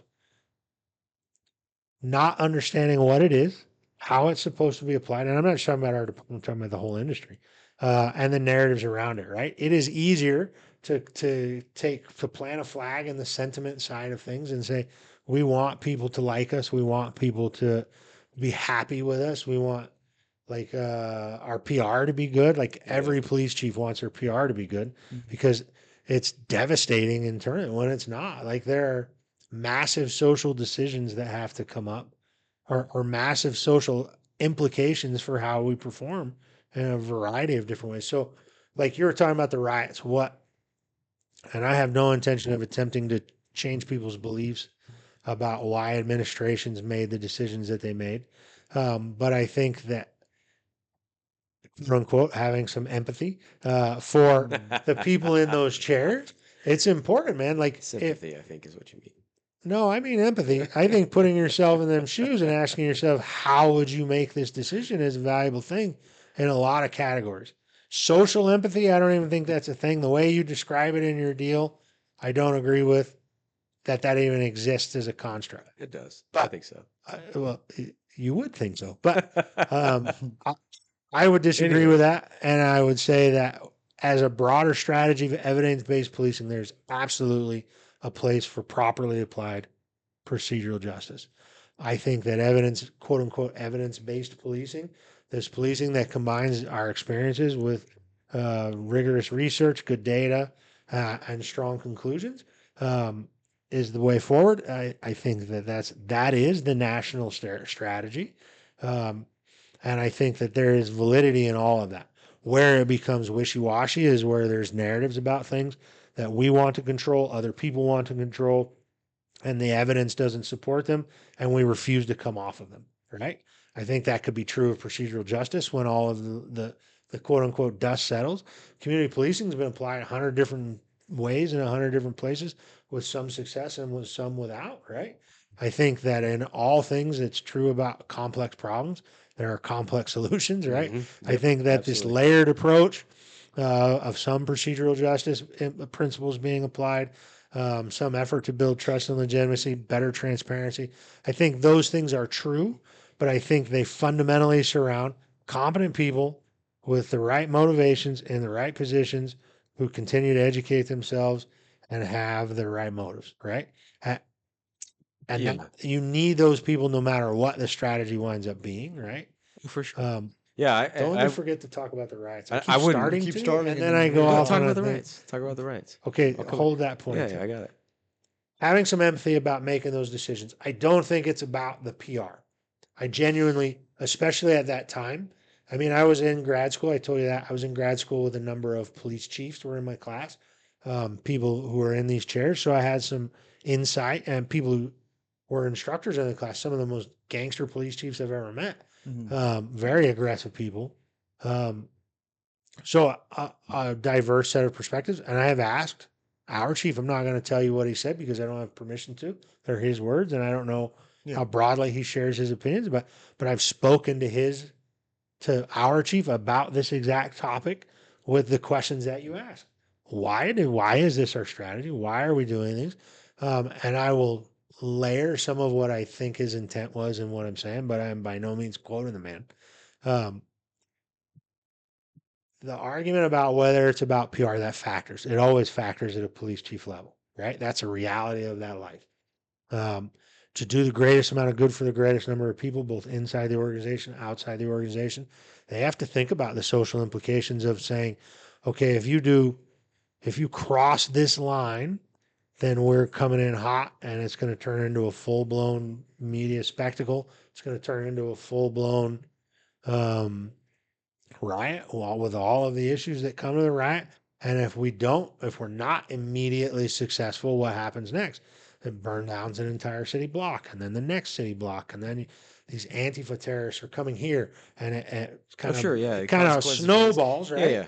And I think that at that time, the across the entire industry. The idea was that we've learned from past riots that the more aggressive that you are, that they don't burn themselves out, they stay perpetuated. I think what we did not control for in this set of riots in hindsight, but again, put yourself in those people's shoes on that day. It's a tough set of decisions to make. Whether or not it's the same to say, safeguarding this business over that business, over the broken windows versus the block burning down versus 3 months worth of riots and things. Okay. I will make no excuses because I fundamentally agree that our mission is to protect all of the citizens and not cater to one subset. But I will also say that people who are influenced by these narratives, some of them might have legitimate reasons for why they're behaving the way that they're behaving. And I don't want to discount that. Some of them largely influenced by the nature of chaos and I get to participate in doing bad and this and that. Okay, that's all true. But I would say that there's some portion of these people that are disaffected, that are upset, that have a legitimate purpose in their mind, whether it's valid or not, to strike out against the government, and the police are the face of The that thing that's in front government, of them. Yeah. right? And I would say that disaffection, partly the pandemic, partly not having to be at work and getting paid not to go to work for however long, a lot of people, right? But to say it's about race, to say it's about police are racist, to say all those things, that conflates the larger social issue that I think was actually at play there. It replaces it, supplants it. I mean, I can speak from looking at our own intelligence. 10% or less of our population, or of the people who were at the riots, were people of color, right? Like it was a lot of people that didn't Yeah. seem to have any beef with anything other than No dog in the fight. yeah. Yep. That said, I think socially, politically, narrative wise, like this, the world was a tinderbox, anyways. And I think that the people in charge of a lot of things felt that way already. Did not have a lot of confidence in our ability. I would say our ability, the industry's ability, And you could to, say, to squash those things in the way that they should be squashed without them blowing up into bigger problems. I think that was very much at play at the time. yeah, Now, you talk about taking a knee and you talk about these other things. And I will tell you that, like, there's definitely a line, like, can you regain credit? How far can you go and maintain legitimacy as the government, as the police department, as the line of law and order? I don't know that. And there were a lot of people who did a lot of things during all of that. yeah, And I'm like, oh a my lot God. of wacky, weird stuff going on. So, I mean, I get it, but But you kind of framed it. One in the beginning of that was that, do we go in there just full bore and just like smash this problem? And then at the end there, you talked about not having the confidence in our people. And I think that those two kind of tie together. Is that like yeah, if someone is going, if this group of rioters shows up, it's only a small percentage of them that are committing the crimes. And then there's a larger group of people that are just there because they got nothing else to do. And some people will kind of jump in sometimes, but it's yeah, a small number of people driving it. And that's what I saw in this mob behavior. yeah, and I don't And disagree with that at all. targeted policing, or targeted, like, those two people are breaking that window. The other, 150 are just kind of milling about. We're not going to just go in there and start batoning all 150 people. Yeah, We're of gonna course. go over there. We're gonna grab the two people committing the That crime, committed and then the we're gonna crime. arrest Yeah. them. And I have the trust in our people that, like, we're gonna do that professionally, and we're gonna do that properly, and it's not gonna spiral out into this larger incident. And Yeah. I guess there's the possibility that would happen. But I always had the confidence that we would be able to enforce the targeted enforcement on a Yeah. little bit of law breaking that's going on, and not allow it to spiral out of control. And I was really big on, like, I disagreed with their entire narrative of why they were there rioting and why they were there protesting, but it's their right to do it, and it's their First Amendment right to protest. I was all about, like, hey, if we want to section off these huge chunks of the street so they can stand out here in front of the police department and protest, let's do it. But as soon as you break one window, the person who breaks the window goes to jail. Like, you can stand out here and protest all day long peacefully, but as soon as you start violating the Yeah. law, Well, I think that's then what people arrived at, right? Ultimately. I mean, it took a while to get there, and it Yeah, took it a did while. And I take a can tell while you to from get the ground, there. it happened from the ground up. Yeah. I can tell you that directly. It happened from the ground. It happened from, like, the frontline officers getting tired of having rocks thrown at them, and then finally saying, "Screw it, we're going to go and arrest those people." Yeah. And just running over there and arresting them. Yeah, I would say And then that it the stopped. strategy, again, nationally, I want to make sure everyone who's listening to us speak Yeah. is not talking about our response to these riots. Like I'm not talking about it. Mhm. If that makes sense. Yeah. Um, In general, there's these common themes that will yeah, generally, present I'm across the just saying, country, like, right? Yeah. and some agencies did better than others, but I think that has become the best practice, right? Is isolating and pulling out the right people. Yeah. But again, it's still the battle narrative wise for that 35%. I think until that strategy kind of was more widely accepted, more widely used, whether it's wherever it started, it really doesn't matter. I mean, a lot of agencies were deploying that approach in the end, right? And that's kind of how it's become, I think, tactically, right? That's kind of the approach, anyways, now, but is to deal with the instigators. Well, I mean, But at that time, as they're getting their foothold, again, I'm not defending anyone. I guess I am defending them, but what I am saying is that I think very much the decision was globally: do we come in hot and be aggressive and risk this thing spiraling out of control? Because remember that the whole thing caught almost everyone unaware. Oh, Right? yeah. Yeah. Yeah. Right. Because here's the deal is Yeah, it like did. the interconnectedness of systems, right? We operate as a system of the police department in the system of our city, but all of policing operates in a larger context. Mhm. What we do influences how the sheriff's department's perceived, how the government's Yep. perceived, how cops in Minneapolis. If you want to learn about systems thinking, start right there. Yeah. This thing, this 5 minute thing and 7 minute, 10 minute thing in Minneapolis, Yeah. right? Um, It was the, it influenced everything globally. I mean, they're burning police stations down in New Zealand over this Yeah. thing, yeah. right? And it was that's a true thing. no, I know. It's a catalyst, right? It's a catalyst event within a series of systems that influence each other. And we learned, if nothing else, we learned how much you influence what happens in other places on national television, right? Okay. The short term lesson for that is I don't want to do anything to get my city burned down too, right? And I'm not going to do anything crazy. I'm not going to be the dude Mhm. that got Fresno or whoever burned down. I'm not doing that. Yeah. And that comes from mayors and city councils, and their political beliefs get wrapped up in all that stuff as well. Yeah. And like I said, a sheriff has so much more political flex leeway. I mean, look at what's the Chad Bianco, Bianco, yeah. right? The sheriff in Riverside County. Um, man, he can say some stuff that is Yeah. off the wall that you would never catch a police chief saying Yeah. because Yeah. well, they would get fired for it the Yeah. next day. And I do whether- get all this political influence, Yeah, but so- I still arrive at the same conclusion, which is why Yeah. I'll never be the chief, which is like what is right is what's right. And yeah, I always think try that to- that's fair. I think that that but perspective there's matters. there's like there's levels I think that we're talking Yeah. about, right? So I mean, you're talking about this is the state that it exists in. This is how we're going to manage this. Yeah. Part of the thing that I want to ask is like, why are we here? Like, and it's not to solve a Yeah. problem in a particular police department. I think we're looking at society at large. But my concern would be like the whole the idea that, okay, if this is the overarching governing philosophy, right? So now again, so I'd say back to the earlier conversation, sure, there's elements that they're probably wise to implement, but those are going to be Yeah. contextually based off of the community that you please. But in principle, should this thing be the thing that governs everything that we do? I would say, well, if that kind of a monolithic approach, then that's what you end up getting is Yeah. you get these things because, well, we are concerned about how this will look and affect our legitimacy. Well, and You that's, see what I'm saying? well, that's And where I come. it's Yeah, and exactly. it's there, so it is Yeah. there.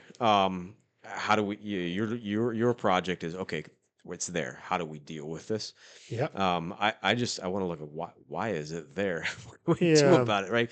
Well, and I Um, think that you have to address the contract you started with, the monolithic Yeah, idea, right? yeah. There shouldn't be a monolithic philosophy. It should be a series of layered philosophies that all fit within one another. In order to and make that are something largely work. congruent. In order to make something work. But I would push back respectfully because you have to start with what defines right and wrong, right? And that would be a universal thing. So, But and not that's universally agreed upon. which is irrelevant. Yeah, So, well, it's irrelevant to you because okay, it is also irrelevant to me Yeah. because we hold the same beliefs, yeah, grew up in the same doctrine for sure, yeah. right? But I will say this is that from a policing construct, it absolutely does matter.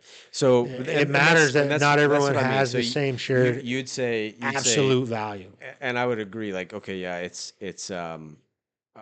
it's relevant in the way that we operate. Practically so applied, right? so I'm a practically pragmatist, applied. man. When it comes to work, I am a pragmatist. Yeah, And that probably annoys you. I know it does.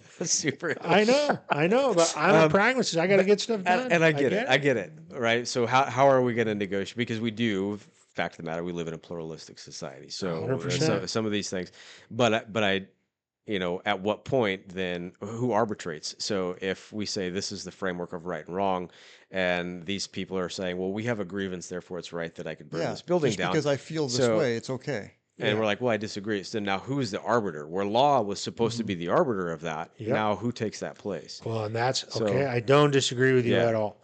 What I would say is that we actually it's- we agree 100%. Yeah. I don't think there's a. This comes back to the complex idea thing. For this complex question that you're asking, in a very simple way, there are no simple answers, right? Who is the arbiter? Okay, who is the arbiter? What if you agreed with what? Let's back this all the way up. What if you agreed while they were burning it down? What if instead of George Floyd's, this was just about the COVID stuff and COVID mandates, and the police department, the government got put in a position to physically round people up, and they were rioting in the streets, right? Yeah. Yeah. What would you do from your absolute moralist standpoint, right? Yeah. What would you do? You'd probably quit and walk away, Yeah. if I had to guess. Yeah, probably. Right? I think I know you both pretty well. I Yeah. think I'm probably in the same boat. Yeah. I didn't say that my values are pragmatic, right? Yeah. Or just say, no, I'm not going to do that.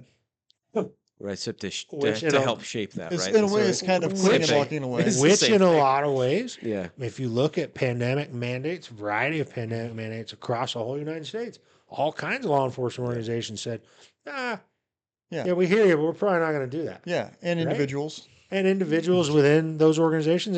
But I mean, ask yourself this. So, like the same idea of people burning stuff down, how much does why they were there and your opinion about why you're there matter in the decision that we didn't make? I think 0.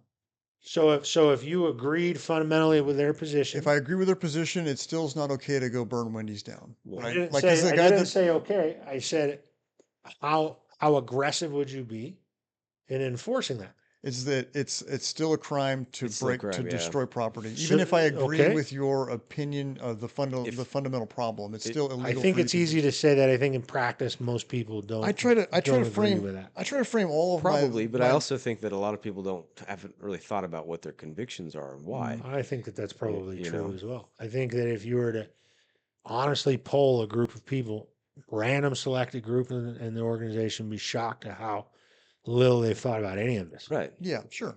Well, and when I was 25, I didn't think about it either. So I'm not. It's just, Well, okay, fair. I would say that I did. I would say that I was thinking about some of these things Yeah. for yeah, a long time, but but no, I try to frame all these problems from what would, if I wasn't a police officer, if I was just Yeah. a plumber and I paid my taxes and I obeyed the rules, what expectation would I have of my police department? And then I try to make like I allow that to kind of guide my thought process on how we do these things. And it's like the fundamental underlying issue of like why they're there protesting has nothing to do with like whether it's okay to destroy property. Like it's never okay to destroy some third party random person's property because you're upset about whatever social issue you're upset about. And like even if I agreed with your social issue, which it doesn't even matter, like then that should also never factor into decision making. Like, Yeah. what is my personal opinion about Yeah. your issue here? That doesn't matter. Yeah. It does not matter. There are some laws here that we recognize these as just and appropriate laws. Yeah. And you're violating them, and so we help you to conform to these expectations. yeah. And when We you, shape society. Can I tell you So- that sounds a lot like procedural justice to me? no, but It absolutely does. well, you were saying like Just so we're clear, Not by I'm going to Tyler's enforce the definitions. law on all these groups yes, equally, equitably, yes, yeah, right? equally. Okay, I'm gonna. Equally, because the outcome will be what the outcome is according to the law. exactly. And you're gonna do it the same no matter what. Yes. Yes. Yeah, that's procedural justice, fellas. Not how Tom No, Tyler. and you were talking about like some people's perception of what is just, what is right, or what is just, and some groups are going to think that something is not just versus Yep, what is that's just. always going to be true. And you're saying like, well, what is right? Well, it's not right to burn down the Wendy's, and regardless of the reason yeah, that I you're doing think that. I think part of this Yeah, is the it's not why right to- versus the how. Yeah, absolutely. You're right. Right? And now I will. I'm not going to retract, but I'll agree. There is a portion of that where it aligns because Tyler's position on procedural justice would be that people obey the law when they see that it is applied appropriately, right? So there is that, but that's not all of it. I'd say that's an aspect of it. Yeah. Right. So when Yeah, okay. when police officers are doing the right thing by saying, "Here's the law. You person A through C are all in violation, Yeah. and so we are arresting you. Since we saw it, we're arresting you." But keep in mind, also part of that is we're only a small part of this, right? We're the front Yeah. end. Well, Of this. it's right. So Like the procedural justice has its roots, as you well know, like social justice and all yes, that stuff. yeah, and And critical that theory. probably, Yep. yeah, well, critical theory is nonsense. I They- just said it, they- nonsense. they I don't over- care who says yeah. that I say it's There- nonsense. It's nonsense. There's Look at the there's camera. some echoes of it. Nonsense. Good. Well, and so one of the points I wanted to A get lot of is sociological constructs. Yeah. I When don't you- affirm in many ways, but when you were talking about like the store steel manning, you were doing a little bit about the justifying, like allowing these minor things to sort of slide. Like, hey, maybe we don't. If you just break one window, we're just not going to intervene because we Yeah. know this. All this, the downstream consequences of that is chop, and we never got that close the to that. extreme downstream Yeah. consequences. Right, of but that. but either way, like either way, we know where this it's a road go- logical end. And we know where this Right, road so- goes. Yeah, except for I think if you would talk to, okay, again, the political animal that is policing, I know people in Seattle. I know things about the CHOP, Mhm. right, and the decisions that were made, and they're at the highest levels. The bosses wanted to be dealt with harshly, immediately, right, and deal with this thing right now. Well, not at the Right? highest level. I mean, No. it didn't happen. Well, it didn't happen. Well, okay, in One the level police under. organization, right? Yeah. And that's where you that stand guy- up and you say, like, whoever I'm accountable to that is Yeah. going to fire me for this, I would rather be. I mean, Danny and I talked about this before too. I'd rather be fired for doing the right thing than rewarded for doing the wrong thing. And if I'm the chief of police there, Well, she I'm was gonna- fired.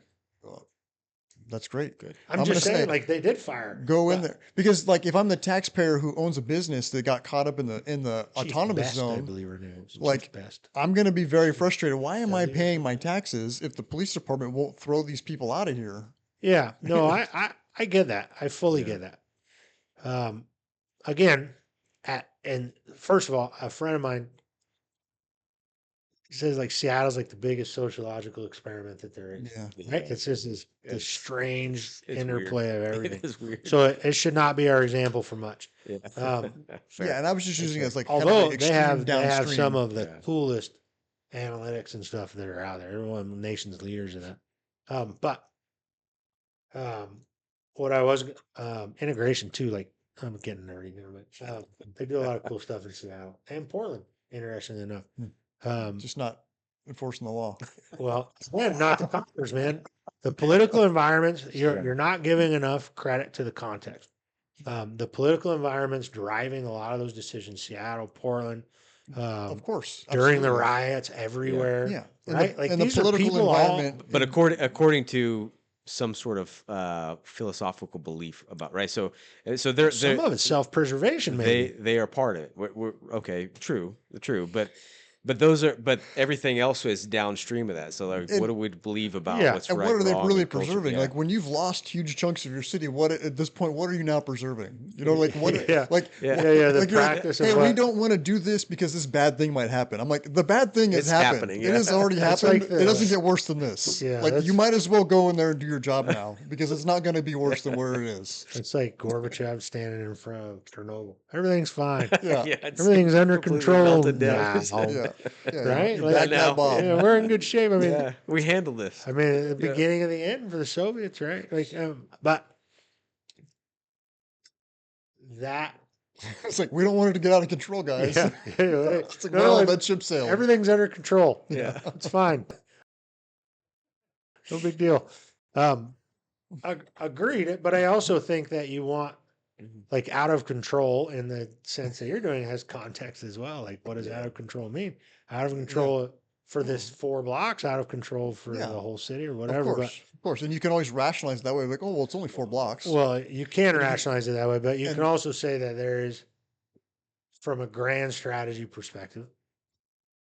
I'm just saying there is a I don't grand. think they had one, but If they in had theory, one, yeah, yeah. In if theory, okay, if yeah. there was a grand yes, strategy, it still works. yeah. I think you could argue that okay, this little bit of a loss prevents a larger Yeah. loss. From a pragmatist perspective, right? From a thinking. Yeah. Yeah. Okay, fine. Yeah. Fine, I lose. This is a I little don't. bit of loss. I still think that there's perspective that has to be baked And in consider, I agree. to how those decisions are agree. made. You're right. And what's funny is I feel You're right. defensive, but I'm not defending anyone. Yeah. Yeah. No, yeah, I try to put myself in and see how they would have to see it. you're, And I've heard these things being said at different points throughout the U.S. And I know that a lot of bosses wanted to be more aggressive in a lot of contexts, and they didn't have the authority because of where they work or the social context there. yeah. Or I know some that I guarantee you, if you believe that there are not police leaders in this country, this will shock everyone I know, who are exclusively doing it for their own benefit, their egos and their own. Yeah, I know, crazy. So like, I guarantee you, some of that played in it all over the Yeah, place. for their like, next right? job. For my next job, We need whatever to it's do gonna this be. so that I don't look Yeah. bad, so that I can get my next job. And Yeah. But I know people that handled it, very well, at least aggressively, and they lost their jobs and they lost their organizations and they wound up under consent decree and type investigations and all this other stuff. And then you look at how difficult some of that stuff is, especially in some or some cities. But you keep using the term aggressive though, and I disagree with that. Just that kind of the baseline there is like, Okay, I don't more say, aggressive than not doing anything. I think How about just arresting someone when they're committing a crime directly in front of your police department isn't like aggressive. It's like super basic. Like I'm not shaking down randoms. Like Yeah. we're not talking about like aggressive stop and frisk procedures. Like this guy's like breaking stuff in front of the police department, and we're watching him and recording him do it, and then we're just doing nothing. Well, Like- to Danny's point, I mean, the grand strategy was probably Like it's not freak aggressive. out and hide in the bushes and hope it goes away, Yeah, right? exactly. Like, I And mean, that was the strategy, was to just Yeah. do nothing and hope that they'll stop. And and I that think proved to be people would false. want. I think if you want, I'm stammering over my words, defending people. I don't even know who I'm defending. Well, I would just ask. but like, I would say I think there's some room to say, absolutely, they probably would choose differently, knowing now what they didn't know then, and that the strategy now would be very different. yeah. Which is part of that's- growth, and I think you have to accept. And I have personal decisions I made that would be different in hindsight. So I have mercy for weak leaders, like Danny says. Yeah, But and it's I- still, we're all there. if your Yeah. fundamental principle, if your guiding principle is just like, it's illegal to do that, and if you do that, we're going to arrest you and enforce the law. It's pretty simple and straightforward. Yeah, and that gives you the flexibility to say, okay, with wisdom or strategy at least, or tactics, like, okay, here it is, and now we're going to figure out how we're going to do it, right? well, I would argue that we did do that on some level, right? Like we would Eventually, investigate some stuff and snatch people up on warrants and all these other things. I mean, I think that plays into what you've said, but I also agree with like the visible effect of law and order probably could have, in most contexts, prevented a lot longer prolonged issues. yeah, I fully agree with that.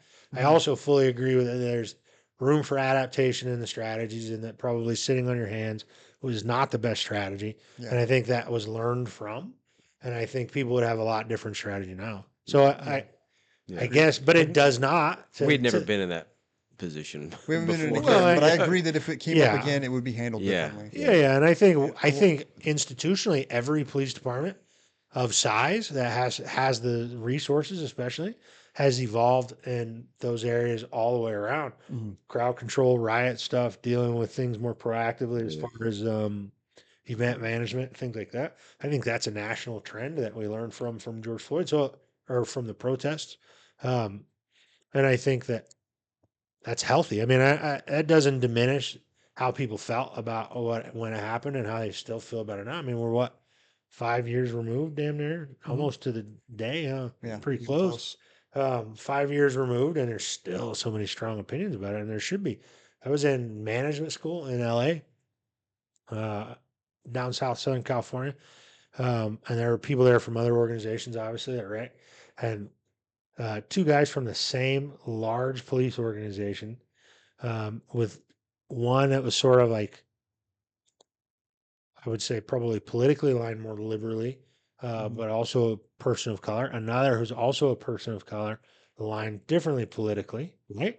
Um, start talking about their organization's response to the George Floyd. The one guy expresses a strong opinion, very similar to yours. We should have enforced the law more programmatically and more definitively, and not let people take to the streets and these things, right? And this other guy was like, he had a different perspective. These dudes almost went to blows in the classroom to the point where Same like agency? same Is it? agency, Yeah. a third person in the organization who was in the class was like, whoa, you guys need to stop it. You're doing it. You're Yeah, being bad yeah. representatives of the organization and blah, blah, blah, blah, blah, and got all involved. And these cats had to apologize to the class. Like, and they were genuine.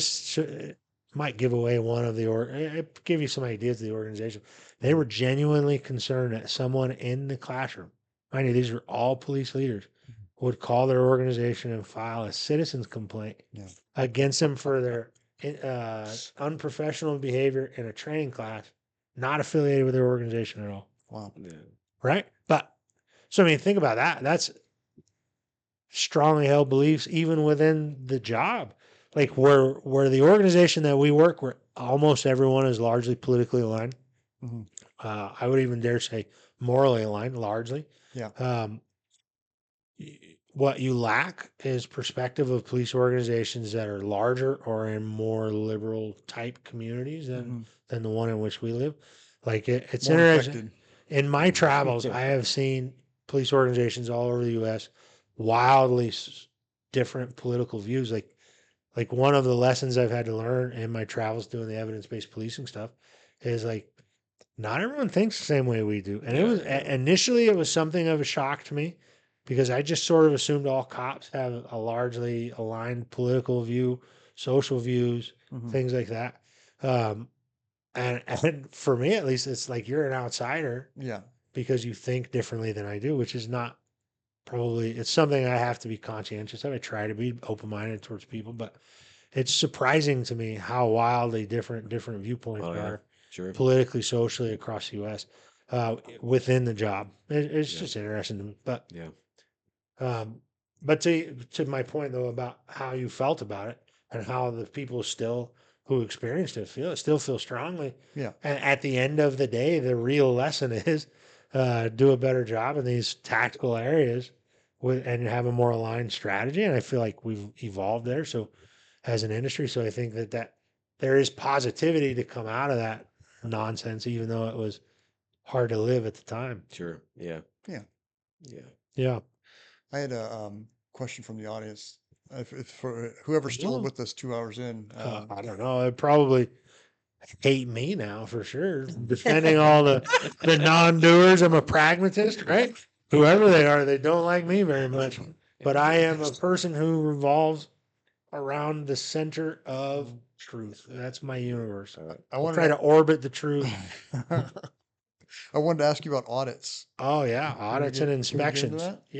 Yeah. I think it's So, valuable, what kind of especially in the audits- context of what we're talking about. What kind of audits in your office? What kind of audits do you guys do? Yeah. Are Question these from the audience. I love that random they're audits? engaging. Are they I'll tell them. targeted audits? Yeah. And is there a process? Like, what's the process for an audit? Okay, so I'll do this the 5-minute version. I hope. That'd be great. If it starts to get dull, Nick fall asleep again. All right, I'm sounds just good. kidding. He's even falling asleep. Okay, so audits and inspections. Let's talk about the difference first. Okay. An audit is a periodically programmed review of a program. Okay. Okay. What that means is that, like at specific intervals, we want to look at an entire program from a holistic perspective, right? So we take, like, let's say the property room, right? They do an audit of the property room every year. It follows these particular steps, more or less. This is what we're looking at, is what we're looking for. This is the rules that we're going to follow in the audit. And it generates like a report with recommendations for improvement, things like that. Some Right? more emails. No, They no, should do. there's no emails. It's just a report. I'm just saying That gets the emailed around recommendation a is lot. that they should send more emails because I don't get enough of those. Oh, okay. What program are we auditing there? The email No, program? the property room. Oh, they should send more Yeah, emails. they should send more emails. Okay. At the same time, I stand with the property room in some regard. Like the there are so many simple things cops could do Yeah, for sure. the right way the first time that would make But every everyone's time job you ask Make them, hey, would everybody you? see each Why other, don't you? yeah. Why don't you guys come down to briefing and show everybody directly what you want them to do? They're like, nah, Nah, I'm good. do Well, that. I'd rather And if send that's more true- hateful emails If about that's how they're true, fucking that's it up. room for than- improvement on than- which I do not stand with the property room. than- They, than they come and should just engage in tell the you what we feedback. want you to do. No, Right? no, no. Feedback Yeah. is valuable. Yeah. If they went, what is interesting, forget the property room in your story, right? Or your version of it. And I don't know how true it is or not true. They won't show up to tell their side of things. They're missing a valuable opportunity to receive feedback as well Yeah. about what they could be doing better. And you always run that risk when you live on an island in your own little universe. Everything that's important to me is important Mm. to everyone, whether they know it or not. And it's the most important thing. Well, if Yeah. everyone feels that way, then we never get anything done, right? Yeah. And it's kind of one of those balance things. But Mm. for them, it would be valuable to go to any operation group that they're working with and say, how can we do our job better to help you? Yeah. I But that invites criticism and Yeah. whatever else. Maybe we'll put that in the next audit. I apologize for derailing you on your audits. No, it's good. Yeah. Okay, so that's what an audit is, right? It's a program to evaluate a program.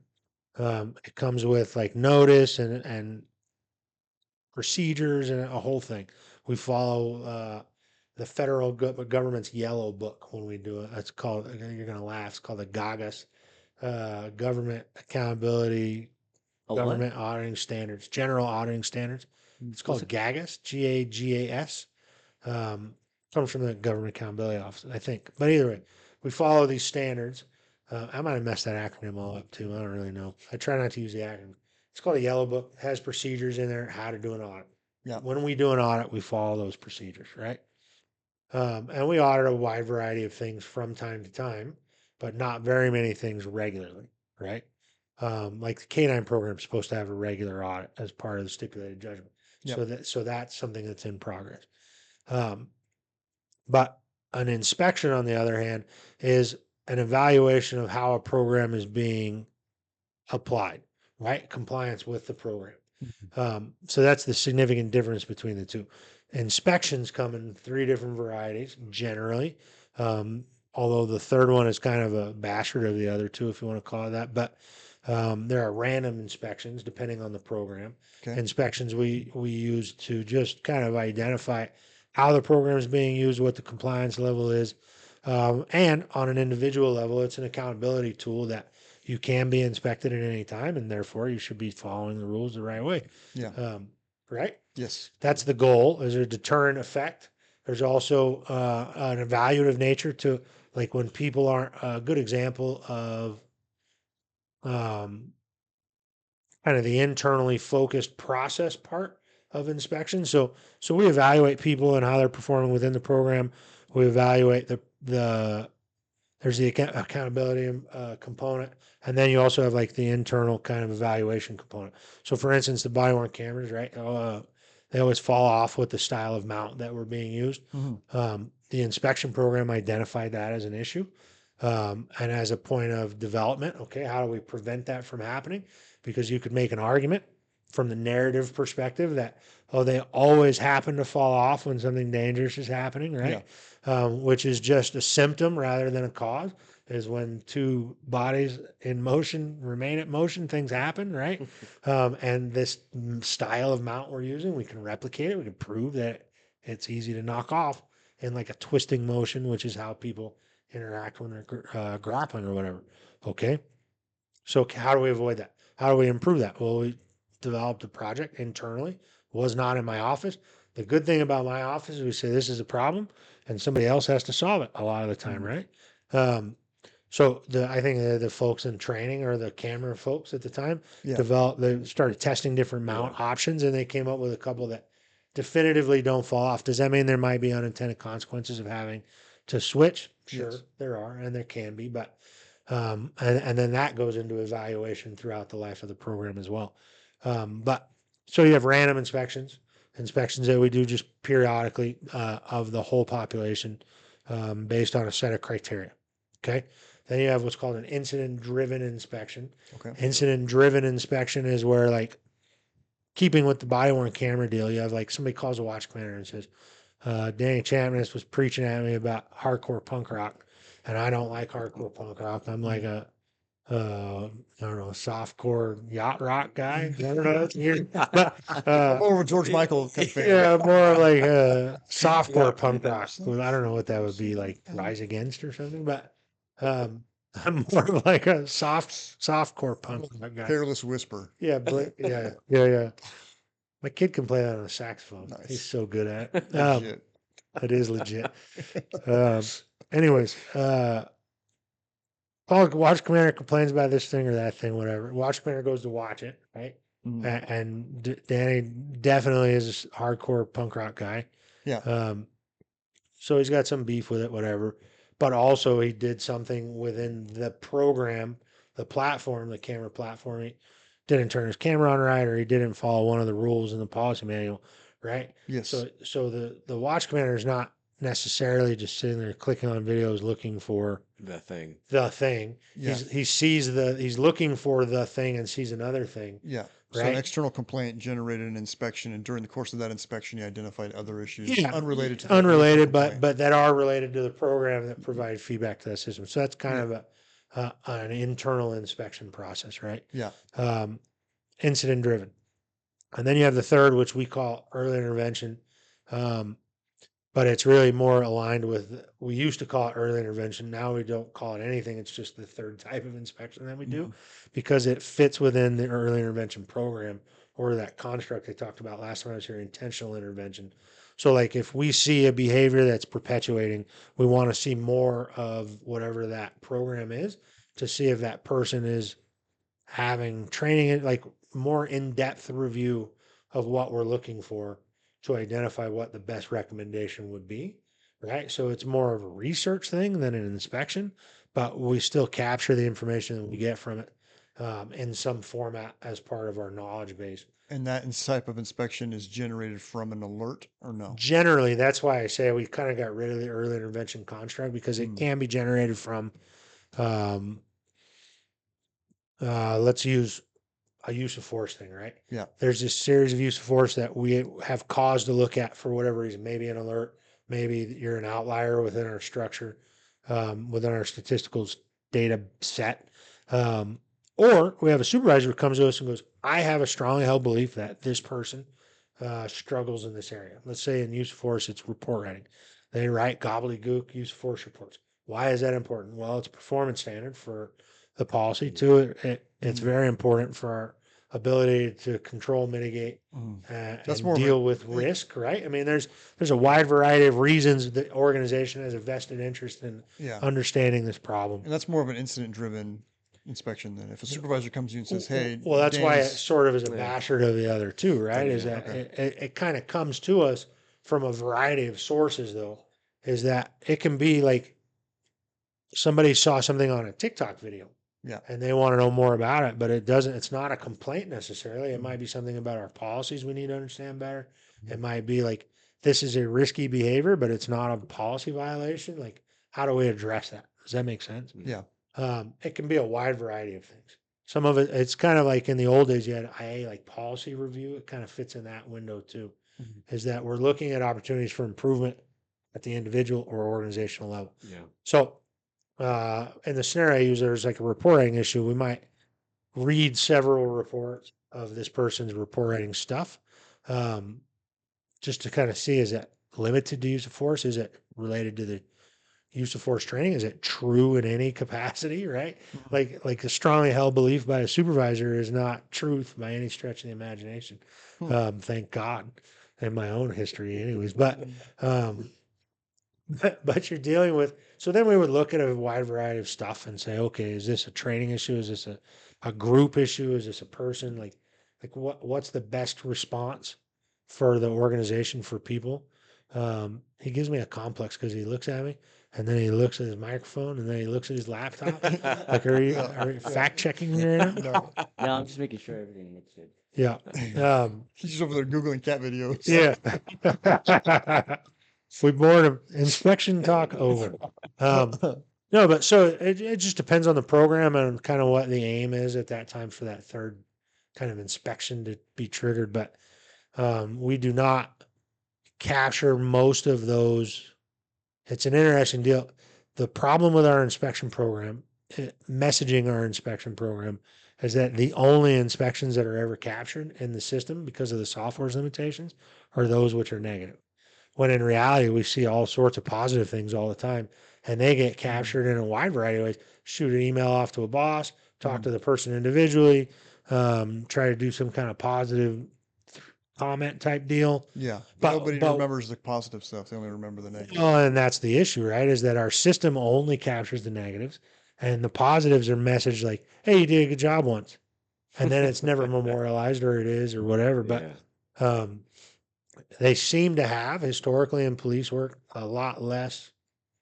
Even when you tell somebody something positive, "Hey, you did a really good job. I really appreciate what you did."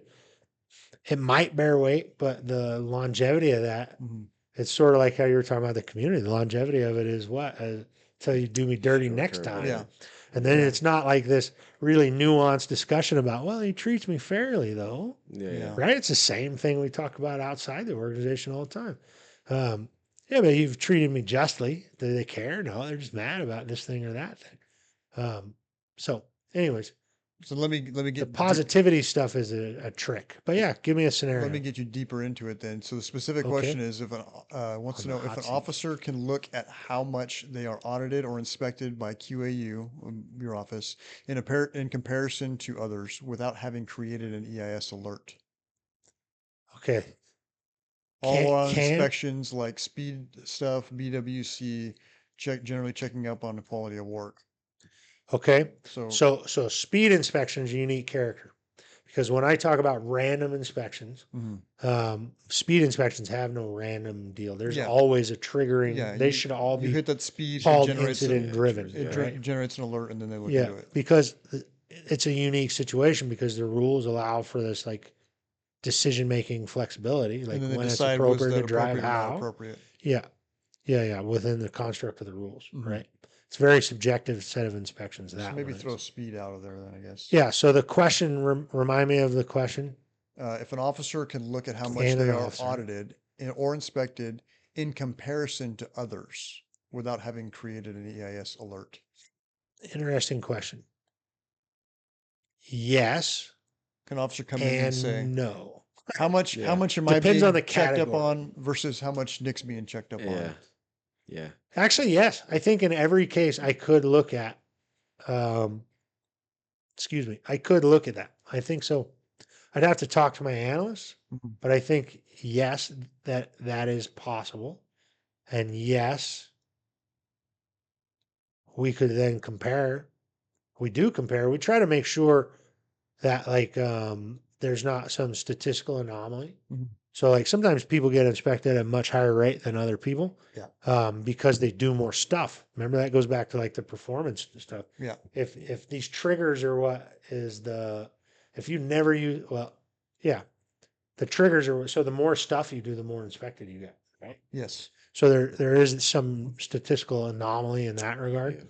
But that's appropriate also, right? Like in sports, the players that are on the field the most are the ones at most risk for injury. So like when we talk about the idea of prehab and preventing risk and making sure that you're best prepared to do the job and that the organization is not exposed to a significant amount of unnecessary risk, we want to know, right? Like it's most appropriately applied that way. We want to make sure that you're best set up to be a success as you're out doing more stuff. Mhm. And we also want to make sure you're not creating an undue amount of risk to the organization. That, to me, that feels appropriate. I think there's probably differing opinions. Yeah. That there's some component of it that incentivizes not doing stuff, which I mean, but don't kid yourself. I could find out very quickly If you're not doing stuff. if you're not Yeah, doing yeah. stuff. And I would argue that by doing a lot of stuff and making an occasional mistake doing it, that's a mistake of the heart, or Yeah, just a of course. general mistake, that you would wind up in a lot better place professionally, Mhm. career wise, success wise, Yeah, all the than not metrics, doing anything. than not doing anything to avoid getting caught up. Yeah. I right? agree. I agree. And I think that your legacy is tarnished a lot more from not doing anything, and your Mhm. career would be a lot shorter for not doing anything. Mm. So, I mean, there is that, right? You could always say, well, if I keep getting in trouble, I'm just not going to do anything. Well, if that's the value statement, the only value that you've put on doing the things that you're doing is you don't get in trouble. I Mhm. don't know, right? Like I say it all the time. Every time I get mad at one of my bosses or something doesn't go my way, it's not, I'm just doing stuff. Yeah. And the next day I'm right back to doing Yeah. stuff because of my personality. I can't not do stuff, Yeah. right? Like, and I feel in some regard sometimes like a cuck that way, Yeah. right? Like I just let you treat me however you want, and, Yeah, and and I I still just come keep back. coming Still keep back to doing you it. every time, Yeah. Yeah. I have a question. For the EIS stuff, Yeah. you said that obviously people who do more stuff create more alerts. Is that based on a calendar system or hours worked? No. Okay. No, it has nothing to do with hours worked. So if he works 20 hours of overtime every week, then he's working 50% more than the baseline or whatever. yeah. So then this is he's where gonna the be doing nuance always comes in. But hypothetically yeah. 50% more stuff. More at risk, More right? stuff. More things. Hypothetically, More things. 50% more stuff. I will always say the player who's on the field the most is at the most risk for injury. Yeah. Yeah. So, like, there's no mystery that people who are at work at 16 hours a day in jobs where they're out doing difficult things pop up on the quote unquote radar more Right. often. But where you have to be careful with context is that you don't compare that apple to the orange that works. What do you work day watch, right? Yeah. So the orange who works day watch, who doesn't do a lot of stuff because they're just going from this call to that call to that call. They're not at the same kind of risk Yeah. in the role that they're fulfilling. But so is it on a counter system? Is that what you said? Counter? Like calendar. Oh, calendar. No, it's on a purely stuff based system. So for instance, if you're involved in X number of uses of force, then if you're involved in 10 uses of force and I'm involved in none, then you're going to get inspected more than I am, right? Mm. If you're involved in 10, I'm involved in 4. Okay, there's a little more equity. If we're both involved in 5, it should be equity every time, Yeah. right? But statistical anomalies exist and accounting for them in the data exists.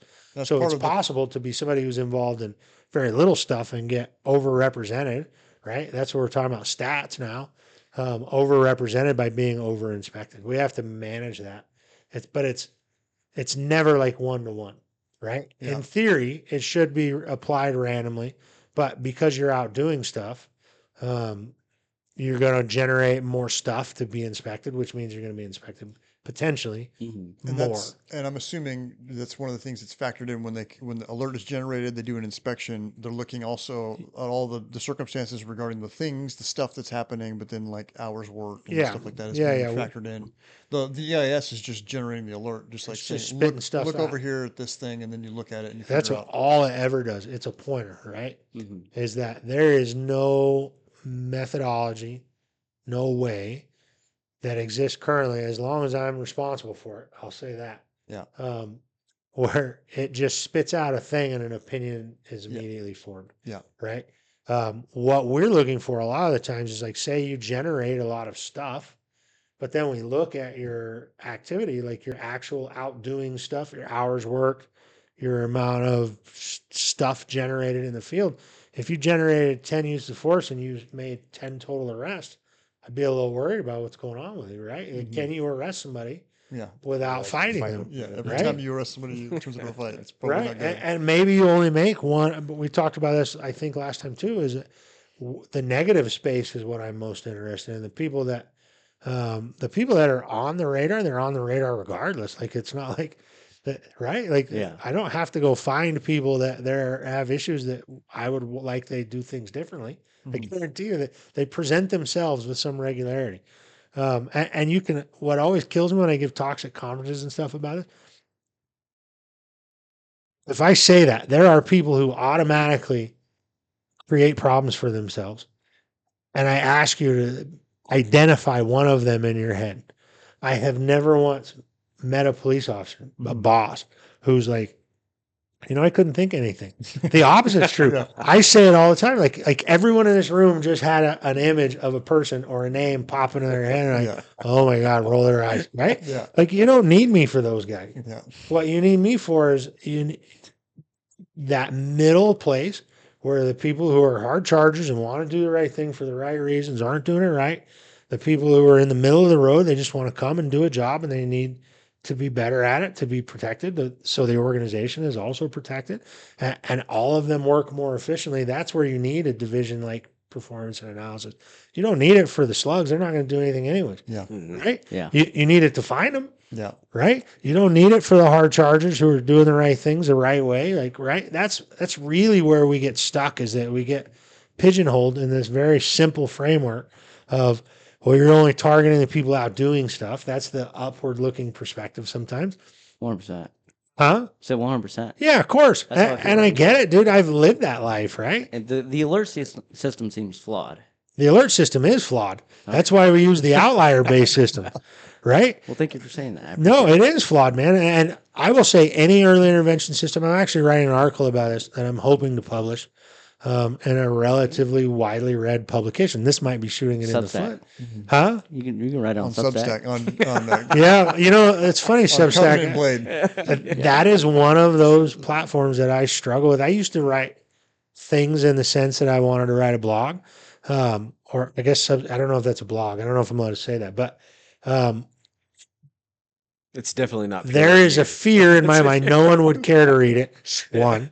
Two, and I'm sure you guys have dealt with that. Like nobody's going to read this anyways, right? So I can say whatever I want. There's the other challenge. I can say whatever I want. I have no influence. Nobody cares. Yeah. Or the other side of it, which is like, what if this is important and nobody cares to read it? Like I struggle with that. Like to me, some of these things are important for the future of the industry.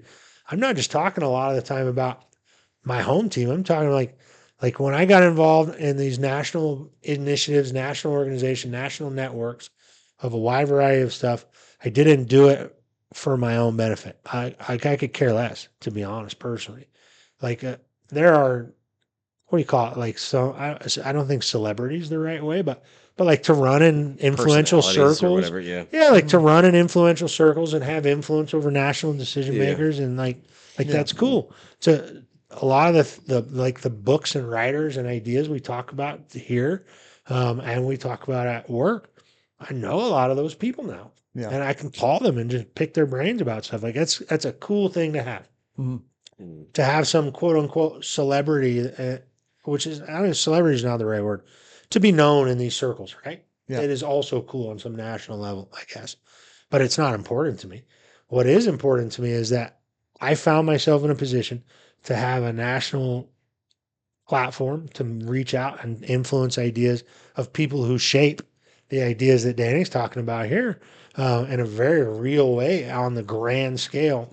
And it has been my intent to bring the practitioner's perspective, a little bit of absolutism, if you want to call it that, to the way that they shape those things, and to challenge some of these long held beliefs. One of them being this narrative around procedural justice and how it's applied and the influence of police reform. One of them being early intervention stuff. Like if you were to look in the literature, early intervention is this like, it is a widely held belief, whether you like it or not, that early intervention is a feature of a 21st century police organization and a key feature to accountability and oversight. Yeah, it's Right? about the data and exploiting data and Well, that's That- a that- different thing, right? that- That's exploiting data and all that stuff. That's more evidence-based policing, yeah. right? But the evidence in a lot of categories, in a lot of ways, does not support that statement and how early intervention is applied. We take these ideas, you get a paper, right? A very smart person writes a very real paper, right? And it has very real data that supports what they say. Where academics largely fail, it's not at identifying what's good practice. It's not at identifying what's valuable.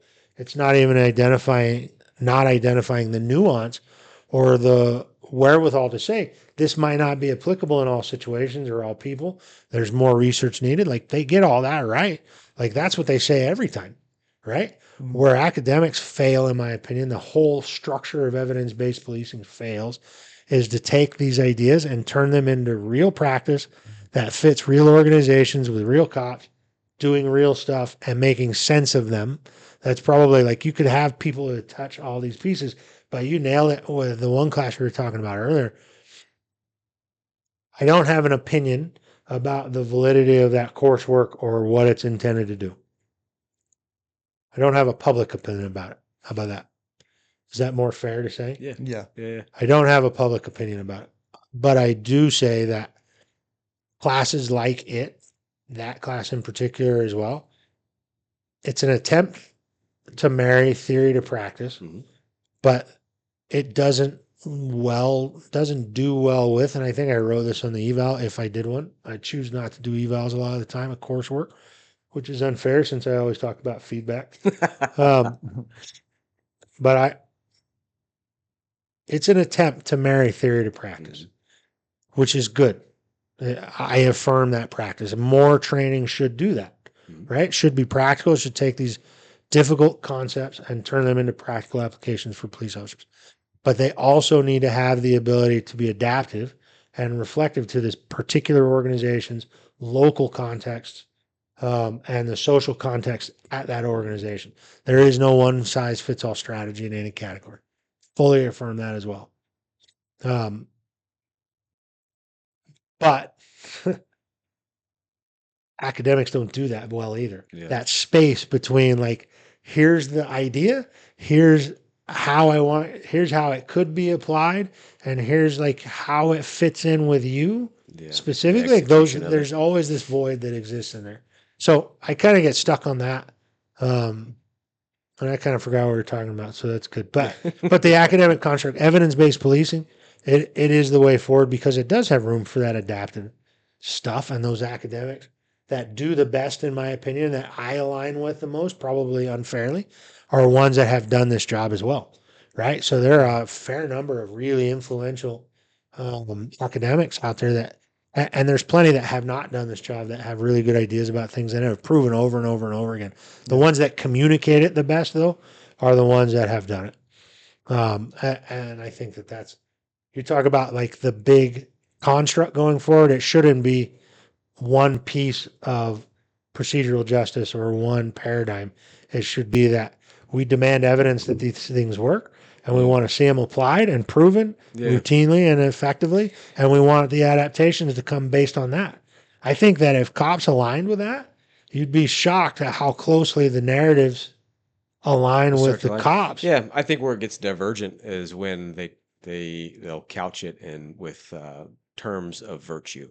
So they don't define it. So that's the and problem. virtue Because if you were to say, look, agreed. as an I fully organization, agree with that. this is the way that we expect you to behave, and this is the way forward. Absolutely, that's your prerogative, right? But when you say, well, but we're going to say this thing is good, but this thing is not. Now you're forming virtue in people without defining where it comes from. So that's where I think that you would want to be based on the facts, right? You would want to drive that based on facts. right. So like this is good versus this is bad.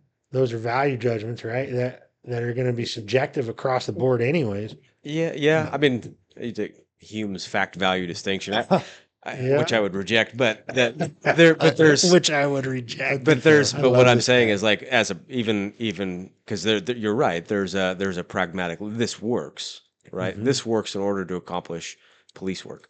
And so, as an organization, we can say our expectation is that you will do these things and not these things.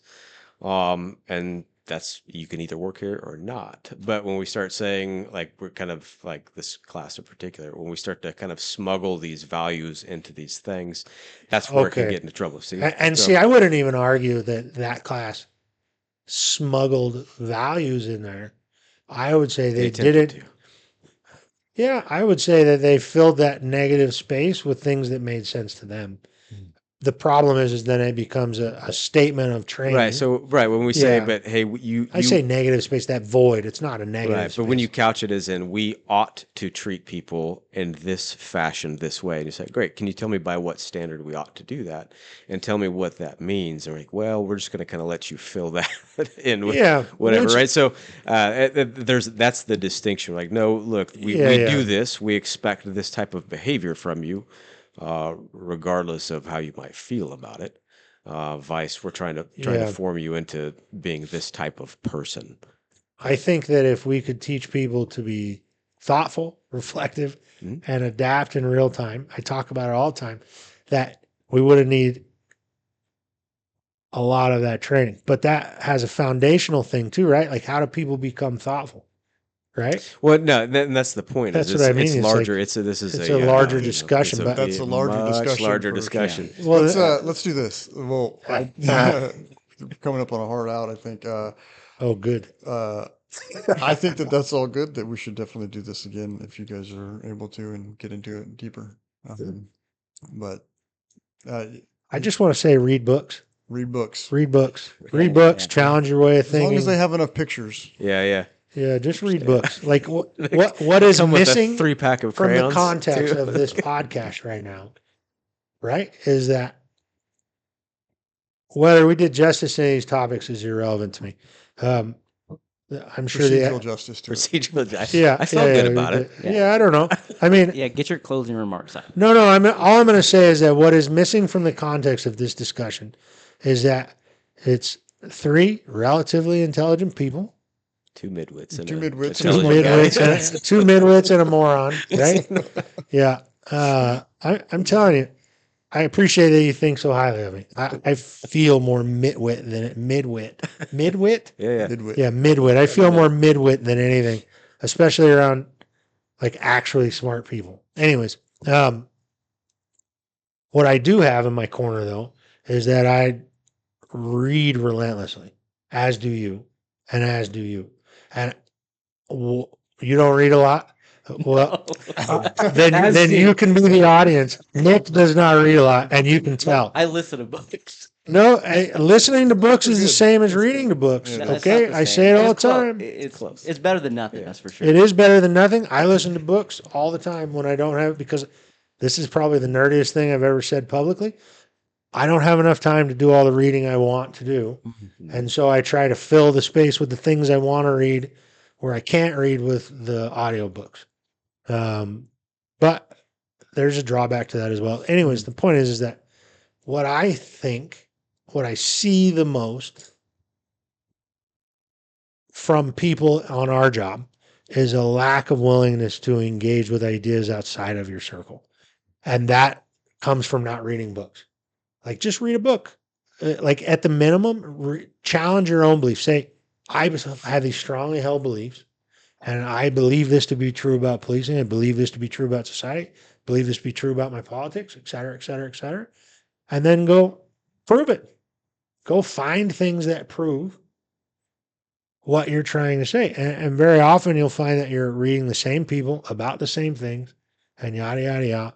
And there's a whole other world out there that views things far differently from you. And you can't fully understand what you believe without understanding what they believe also. And purely from a knowledge perspective, you are far more dangerous with your brain than anything else. Bottom line. So that's how I feel about it. Read a book. And if you don't know what book to read, call me. All right. Read what drives your interest. Yeah, heck yeah. Yeah. And Dan, any closing remarks? No, good to go. Appreciate you guys. Thank Covenant and Blade. you. Covenant and Blade. Covenant and Blade. That's such a cool name. Is What would you call your Substack? Uh, Coming soon. I don't know. I'm not going to write a Substack. If I do it, It's it'll going be. academic. I'm gonna peer reviewed. No, I don't. I won't do that either. I'll repost it on mine. I'll so it'll- editorialize in magazines. I don't know what I'm going to do. All right. Well, Nothing as cool as Covenant and Blade. Probably like briefcase and pocket watch. There we go. All right. Well, Lieutenant Bagby and Sergeant Champness, thank you guys Yeah, for coming thank and you. talking to us again. Thank you, everyone, for listening, and stay frosty. Thank you.